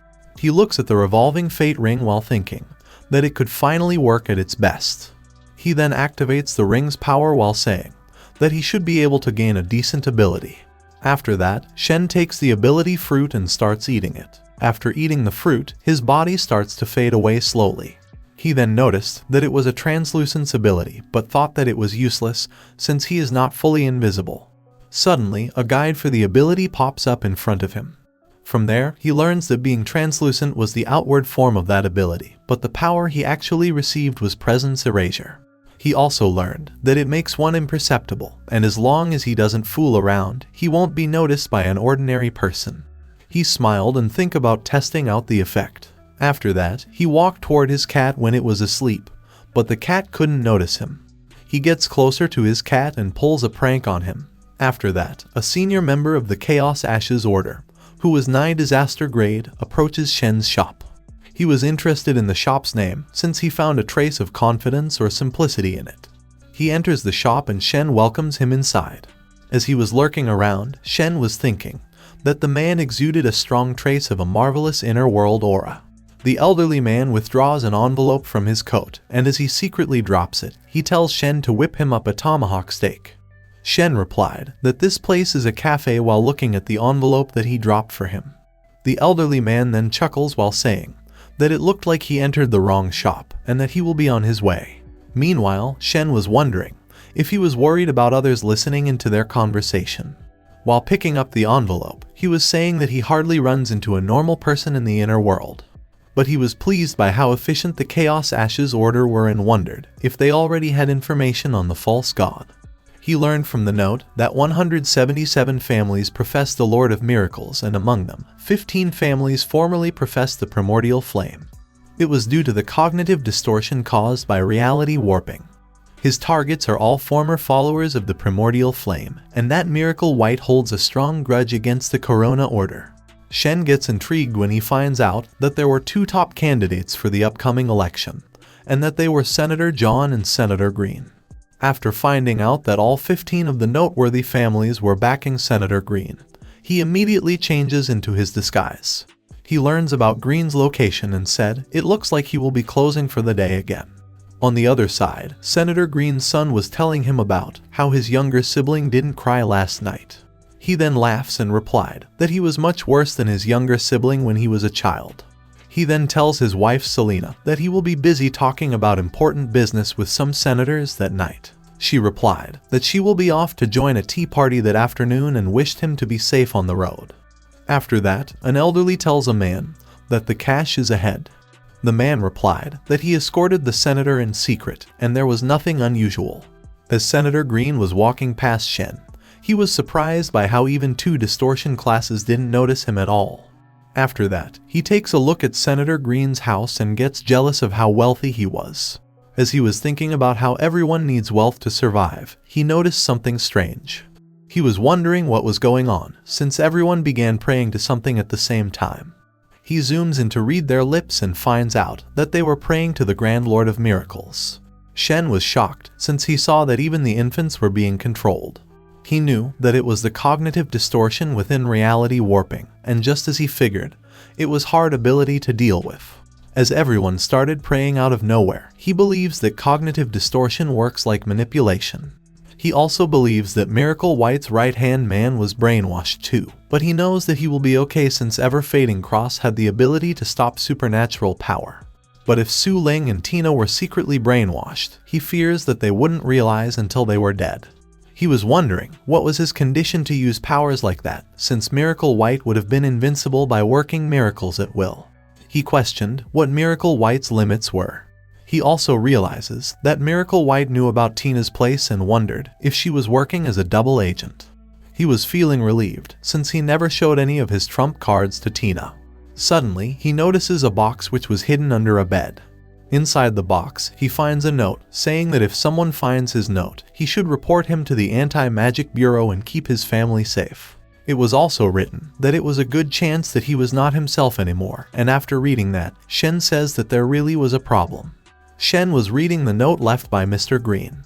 One morning, he received a sudden letter from someone named Mr. White, and he somehow knew the lives of his kinsfolk, but claimed to have no ill will. His instincts told him that it was an inner world threat, so he wanted to seek help from his supernatural comrades. But before he could take action, he found a second letter in the hallway set to appear on his path. The writer said that he could help him achieve his campaign objectives. He also said his ancestors and him had a close relationship battling the Corona Church, and that he was the leader of the fallen miracle sect. Back then, he thought that he could reap benefits from a big shot's help, and hence, he told none about the matter. Mr. White's letter always appeared on his desk, which made him feel unsettled. He only told him that he was on a ship from the third continent, and as he neared exposing all his secrets, he spoke to him about the apotheosis plan and how he wanted to achieve godhood. He became excited and twisted since Mr. White promised to allow him at his side after he becomes a god. Then one morning came where he found another note as usual, and it was written that a century ago, he was sold out by his ancestors and even arrested by the Ruins Foundation. Senator Green then starts panicking since he thought that Mr. White was coming after his life. Shen finishes reading the note and thinks about the three essential causes for the apotheosis plan. The first one corresponds to absent-eye cultists observing every event from within dreams. The second one corresponds to the various life forms on Tina, and the third one corresponds to the cognitive distortion of those who profess the Lord of Miracles. In that case, left by Senator Green, he found crystals similar to the ones on that scarecrow from the hotel. He believes that these crystals were responsible for mundane distortion, and because of that, he eventually took control after exchanging letters with Senator Green. He is now clear about White's origin, power, and objectives, but he just doesn't know the ritual for his apotheosis plan. As Shen enters his room, he finds Cola glaring at the box that Aina gave to him. As soon as he asks what he was doing, Cola turns back and acts cute. He was wondering how Cola entered his room, since the door couldn't be pushed open. He was thinking about using the omnipresent opus someday to see what Cola is always up to. After that, Su Ling arrives at his shop and he explained to her that Senator Green's house was all bona fide and indisputable. She was surprised, since the Anti-Magic Bureau hasn't found a thing, yet he was in control of the whole situation. Shen then tells her to report it to her superiors and act swiftly. He also said that uncovering the false god is something they should be capable of. Su Ling replied that she just doesn't know what reward he seeks for helping the Anti-Magic Bureau that far. Shen was thinking about how he wanted to help the Anti-Magic Bureau because his mask was slipping. After that, Su Ling reports to the director, but he asked what Shen was thinking. She replied that Shen said it's a one-time cooperation, and the Anti-Magic Bureau will owe him a solid. The director gets upset while saying the words, a solid. He then tells her to keep secret about meeting Shen, and she replied that she understands. He then tells her to come with him. While they were taking the lift, Su Ling was thinking about how ordinary people will find their bureau like any other government organization, since the real secret was hidden underground on floors 1 through 4. She also explained that things get more dreadful as they descend, and that only the director and vice directors had the right to enter the 4th floor. After descending to the 4th floor, Su Ling noticed that a worker was behaving weirdly.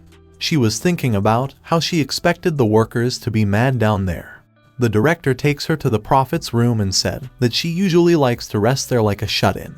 He gives her a ring, telling her to make the prophet wear it since it will boost her prophetic powers up a grade temporarily. Su Ling knew that the relic he was giving will exhaust the user's lifespan if worn for a certain duration. After Su Ling enters the room, the prophet says that she wants to apologize, but Su Ling asked why she wanted to apologize. She closes her eyes for a bit and tells Su Ling to just give her the ring. She also tells her to not show concern since the director will help her recover her lifespan somehow, so she said all right. After that, Su Ling visits Shen's shop, saying that they pinpointed the false god's location, and that they will arrest him that evening. She also tells him to offer support if they run into trouble. Shen asked if they still wanted his help without repaying him for the first solid. She replied that the more they owe, the more there will be gains for him. Shen said that he hears her and wishes them luck with the arrest. While Su Ling was leaving, Shen was thinking about how he couldn't relax his vigilance, since one of the essential causes was right there. After that, Shen calls Tina and she responds. He tells her to stay that evening and said that the guy who wants to fool around with her was showing up that night, but she was misunderstanding him and starts singing randomly. Meanwhile, Shen was wondering if he is the one who's been teaching her wrongly. The next morning, Su Ling tells Shen that they have imprisoned the false god, so he asks if it is all over. She replied that the false god was weaker than the data and tells him all the details about how they captured him. Tina was upset to know that it's over since she stayed up the whole night yesterday for witnessing the magic war. While she was getting upset, saying that there is no more magic war, Su Ling was wondering what had gotten into Tina. Shen said that something doesn't feel right, but he wants to expect that a supernatural would have no chance if the Anti-Magic Bureau goes all out. Su Ling then gets happy, saying that she can take it easy for a few days, but Shen asked how would she do that. She replied that she will celebrate her birthday at her friend's place in 2 days, but Shen was surprised since she never mentions her surface world friends. She tells him that she is her best friend and her only one. 2 days later, she arrives at her friend Demi's house. Demi opens the door and wishes her a happy birthday. Su Ling thanks her and Demi tells her to come inside. After entering the house, she was surprised by the crowd since she thought that a few people would show up. She didn't cross paths with them often, yet they came to her birthday, sending gift after gift. She was thinking about how it made her glad. After some time, while they were drinking, Demi's father arrives at the room and confirms that she was his daughter's classmate. He said he heard that she was 18, and also that it was admirable to attend Beland Imperial College at that age. He introduces himself as Juan, and presents her with a gift as thanks for looking after his daughter. Su Ling accepts the gift and thanks him. Juan tells her to open the gift after parting and said that he had some business with her upstairs. After some time, they arrive at her room, and Juan says that she has company in there. The door opens, and a man greets Su Ling, saying that she is finally there. Su Ling was shocked, since the man before him was none other than Count Butt. She angrily said, how dare he to show up before her. Suddenly, a person tells Su Ling to stop getting riled up. He said that they had something to discuss, but Su Ling was surprised to see that it was Mr. Benny. She was wondering what Mr. Benny was doing there, since he was a C-rank investigator of their bureau. Benny tells her that he heard about the tension between her and Butt, thus he came to make them reconcile. Butt says that there was indeed some tension, and that it was all his fault. Butt admits his mistakes and was willing to make up for them by paying 20 million to the relatives of the old man or her directly. Su Ling angrily replied that there is no need. but gets angry, saying that it wasn't his fault since he didn't know that the old man only had 5 years left. He also added he knows that she was trying to kill him, but he asked if she hasn't considered that it had no meaning for the deceased. He tells her that he also pushed a bill for the children of Nolan to have access to medical and educational aid. This is what he calls true recompense for the dead. He said he knows that she won't forgive him, but he wants her to reconsider and asked if it's really that necessary to satisfy her sense of justice. She tells him to shut up and angrily said that he's just giving excuses. Benny then opens a drink and wishes her happy birthday while saying that she's an adult from that day, so she should start thinking like one. He also said that Count but repented enough with goodwill and asked what more she needs. She angrily said that it still wasn't enough. Juan tells her that no one is perfect and asked if she hasn't had sin weighing over her at some point in her life. To which she angrily replied she never had. Juan said that he admires her integrity and that it was outstanding for him that she and Demi got to be friends. Su Ling starts thinking about Demi and wondered what she would think if she turned hostile there. She was wondering if Demi knew her father was that kind of person. She was thinking about how she wasn't familiar with the people that came to celebrate her birthday and wondered who was ordering them. She used her power to see through the gift that Juan gave her and gets surprised to find that there was a diamond inside. She was thinking about how illogical it was to give that gift to his daughter's friend. She drops the gift as she laughs inside. While she was returning in the rain, she was getting upset, thinking how she couldn't confront her enemies. She was wondering what she should do and if she should teach that murderer a lesson. She also wonders if she was doing this all for the old Candyman, or for something else's sake. She was thinking how George said people like her were better off leaving that world, or they would never manage to survive. After some time, she arrives at Shen's shop and wondered how she ended up there. The day before Su Ling's birthday, as Shen was in deep sleep, he hears a chant for the Lord of Ashes inside his mind and wakes up afterward. He gets up confused while wondering if it was a summon or not. After that, a projection appears in front of him and he wonders if it's the vague image of a prayer. He was thinking about how at first he could accept summons and sacrifices and now he can receive prayers. He was wondering if it was a sign of what he will become in the future. He thought how the current time is different from the Lord of Ashes period and that it meant prayers aren't limited to a certain time span. After getting the gist of it, Shen calls by Aina's name.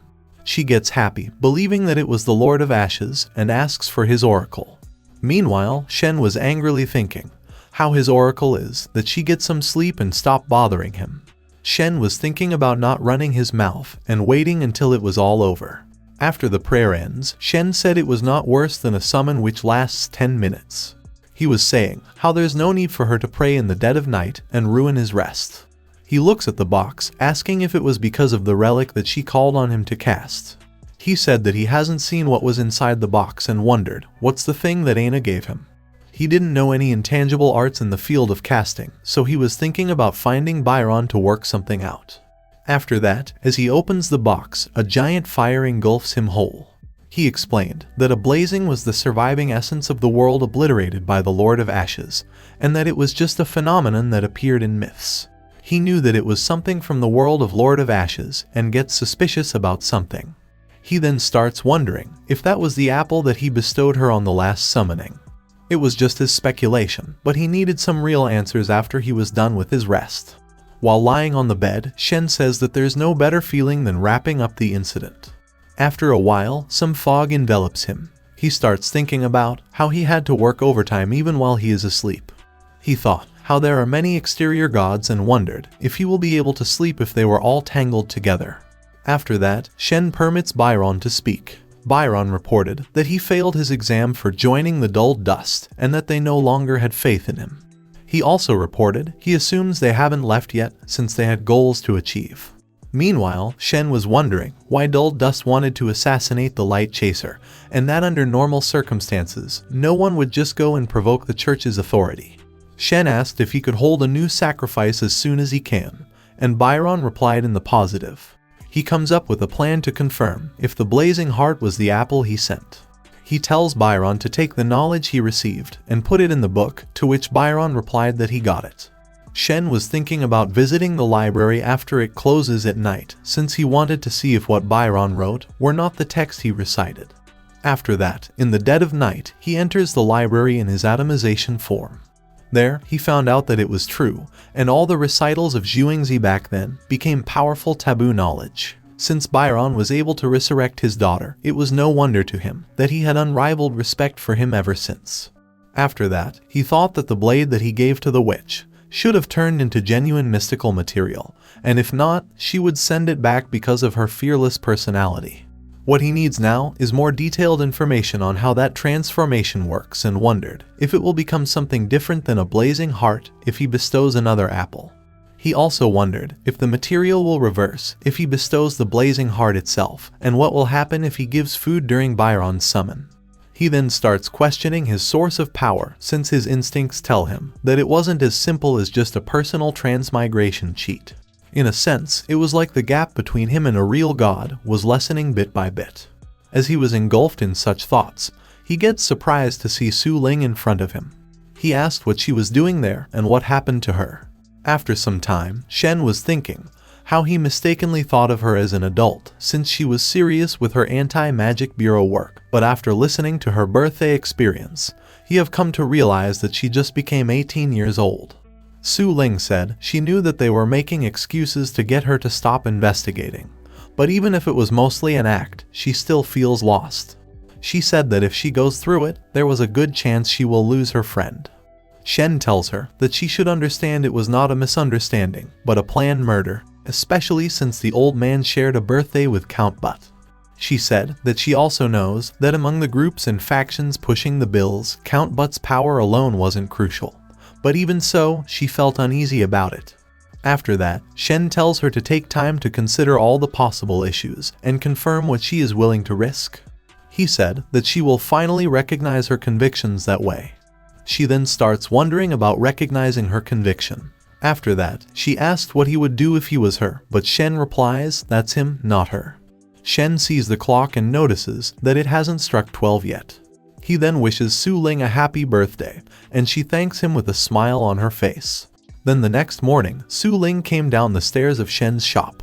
Shen asked if she is still troubled, to which she replied, no way.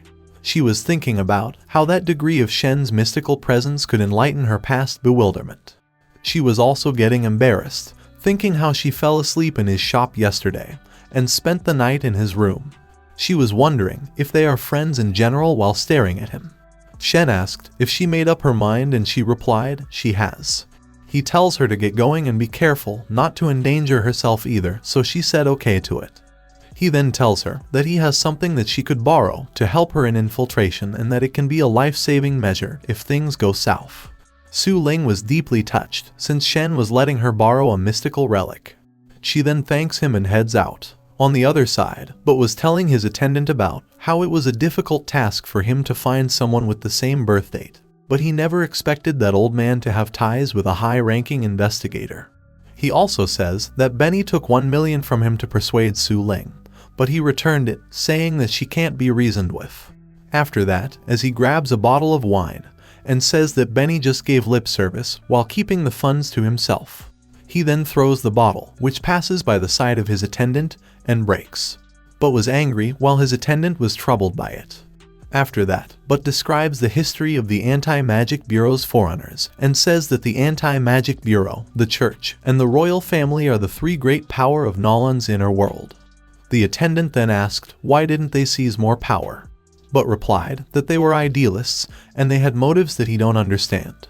He then tells the attendant to invite Sir Eanes of the Salian family over. He also tells him to fetch an agreeable woman and said that he will let Sir Eanes use his moth domain intangible art to transform that woman into Su Ling for some time. After that, as the attendant was about to leave the room, Su Ling uses her downward technique to crush Butt in an instant. The attendant then turns back and starts screaming because of the gruesome scene of Butt's death. Meanwhile, Su Ling was outside Butt's mansion. She was thinking about how it would have been much harder for her to sneak and kill Butt without Shen's help. On the other side, Shen knew that Su Ling would be successful since he recorded Count Butt's house while she was sleeping last night. He also said that she could use the travel function if she runs into hopeless danger. Shen was thinking that the operation meant a lot to Su Ling and that she had to win by herself. Suddenly, Chris comes out of a corner and asked if she is allowed inside, but Shen replied that she is already inside. She reported that she learned about a large inner world auction that countless supernaturals will attend, and she wants to auction off the spiritual water he entrusted her with. After she last visited, she immediately researched about the spiritual water and found out that it was soul creation material. Because of how easily Shen trusted her to sell something that important to him, she was wondering if she was among the top tier of disaster-grade powerhouse. After that, Shen says that he approves of her auctioning it off with a greedy face. She said that she doesn't know if she could present the spiritual water in his name. Shen tells her to not expose the relationship between them and play safe. Chris added that she has actually been up to some other things. Her Coronarius agency recruited a bunch of supernaturals, and she told them that she was working for a powerful being. But apart from her trusted old underling, no one knows that she was serving his legendary self. Meanwhile, Shen was proud of her thinking far ahead and wondered if an outstanding person like her was really his subordinate. Chris then softly asked if she did well. Meanwhile, Shen was thinking that it is a mutually beneficial relationship, where he can gain power and her status improves. He might have a fixed degree of strength now, but he was far from their perception of the untouchable grade. The good news is that he just found out about the gift transformation. However, it's not like he'll get stronger relying on it. He then tells her to keep building influence as his spokeswoman and said that she may do as she pleases. She replied that she gets it while addressing Shen as boss. On the other side, Eanes asks Butt's attendant if he was sure that Su Ling was the murderer. He replied that he is not sure, but he knew that Su Ling had a grudge against him and that no one but her had recent tensions with him. After that, Eanes says that he is taking things into his own hands while holding a doll. He uses the doll and manipulates the attendant into saying that Su Ling was most likely the murderer. He orders him to tell him about the recent development and what happened before Butt's death. After that, he says that it was bold of Su Ling to kill the head of the Butt family, and he believes that she doesn't think that their Salian family will strike back. After that, as Shen was trying to sleep, he was thinking about how he didn't want anyone to bother him. But shortly after, he gets summoned by Byron as the Heavenly Fog, which makes him angry. Byron reported to him that a Salian family kinsman landed in Balant. He also said that they might put his messenger to the test, and that they were a family whose patriarch is a first-rate sorcerer. He said he knows that they mean nothing before his messenger, but he just wanted to warn him. While Shen was getting shocked, Byron continues to say that a prepared sorcerer is dangerous enough to put the whole city in peril. As Byron says how the patriarch was a part of dulled dust, and how he was interested in his messenger, Shen thought that he won't be able to stay asleep. After returning to his shop, Shen was thinking how even Yer had fear of dulled dust after taking a look into Yer's soul. He came to know that Tranquil Tongue once had a conflict with dulled dust, and their hierarch's initial response was to lay low. Shen knew that dulled dust is a first-rate sorcerer's organization, and that their leader is a mysterious being that the Anti-Magic Bureau labeled as untouchable. He was getting scared, since unlike him, they was an actual untouchable grade. He also knows that dulled dust once destroyed a powerful organization in half a month's time, which was on par with Chaos Ash's Order's Golden Age, where they controlled a small nation. Seeing as they engage with Byron, he believes that they can't be a law-abiding organization, but he doesn't know their outlook on him. Also, the Salian family rings some bell to him, since he remembers the intel sent by Chaos Ash's Order touched on that. He then realizes that the Salian family was backing Count Butt. He said that it's starting to come together for him. On the other side, the president of the Anti-Magic Bureau calls Su Ling to his office. He asked if she knew why he called her and asked if she is the culprit, to which she replied she is. He said that she had gotten used to indiscipline, and that the Anti-Magic Bureau was considerate to a descendant of witches' malpractice of justice. He continued that they are an official organization and that they don't use supernatural force to murder people. Su Ling replied that the righteous path would have never shown him due punishment, but she is fully aware that she did things her own way. He asked if it was her outlook as an investigator, but she replies that her outlook was to uphold justice. The president then sighs and tells her that he doesn't uphold justice and that it wasn't the Anti-Magic Bureau's purpose. He also said that Count Butt's faction was pressuring them, but he didn't turn her over since she didn't leave any evidence or witness. He said that the bureau has to pay a certain price for her mess and tells her to bear in mind that she belongs to the bureau before doing anything.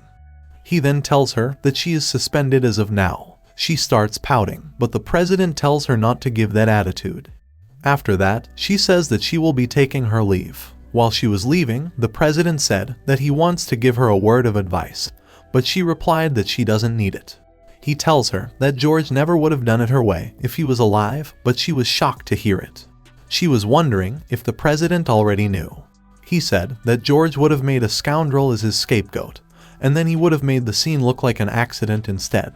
Su Ling speechlessly looks at him, and he tells her to leave now. After that, while it was nighttime, Kola drags a chair, and after getting on it, he opens the door of the shop with his skill. It was his regular leisure time, but he was unaware of an unprecedented scourge that day. At the same time, Eanes was on his way to Shen's shop for forming a good relationship, since he heard that Shen was friendly. He was the last in line to be patriarch, so he believes that they wouldn't dispatch him if it was a perilous task. He saw Kola in front of him, and tells him to not get in his way. And then, he angered Kola by telling him to scram. Eanes gets angry at Kola's behavior and said that he asked for it. And as he was about to kick him, Kola stops his kick using his paw. Eanes gets startled and asked, "What's the big idea?" And then, Kola suddenly starts transforming into his original form. Meanwhile, Eanes was getting afraid, since he knew that the monster in front of him is none other than the burning chaos seed.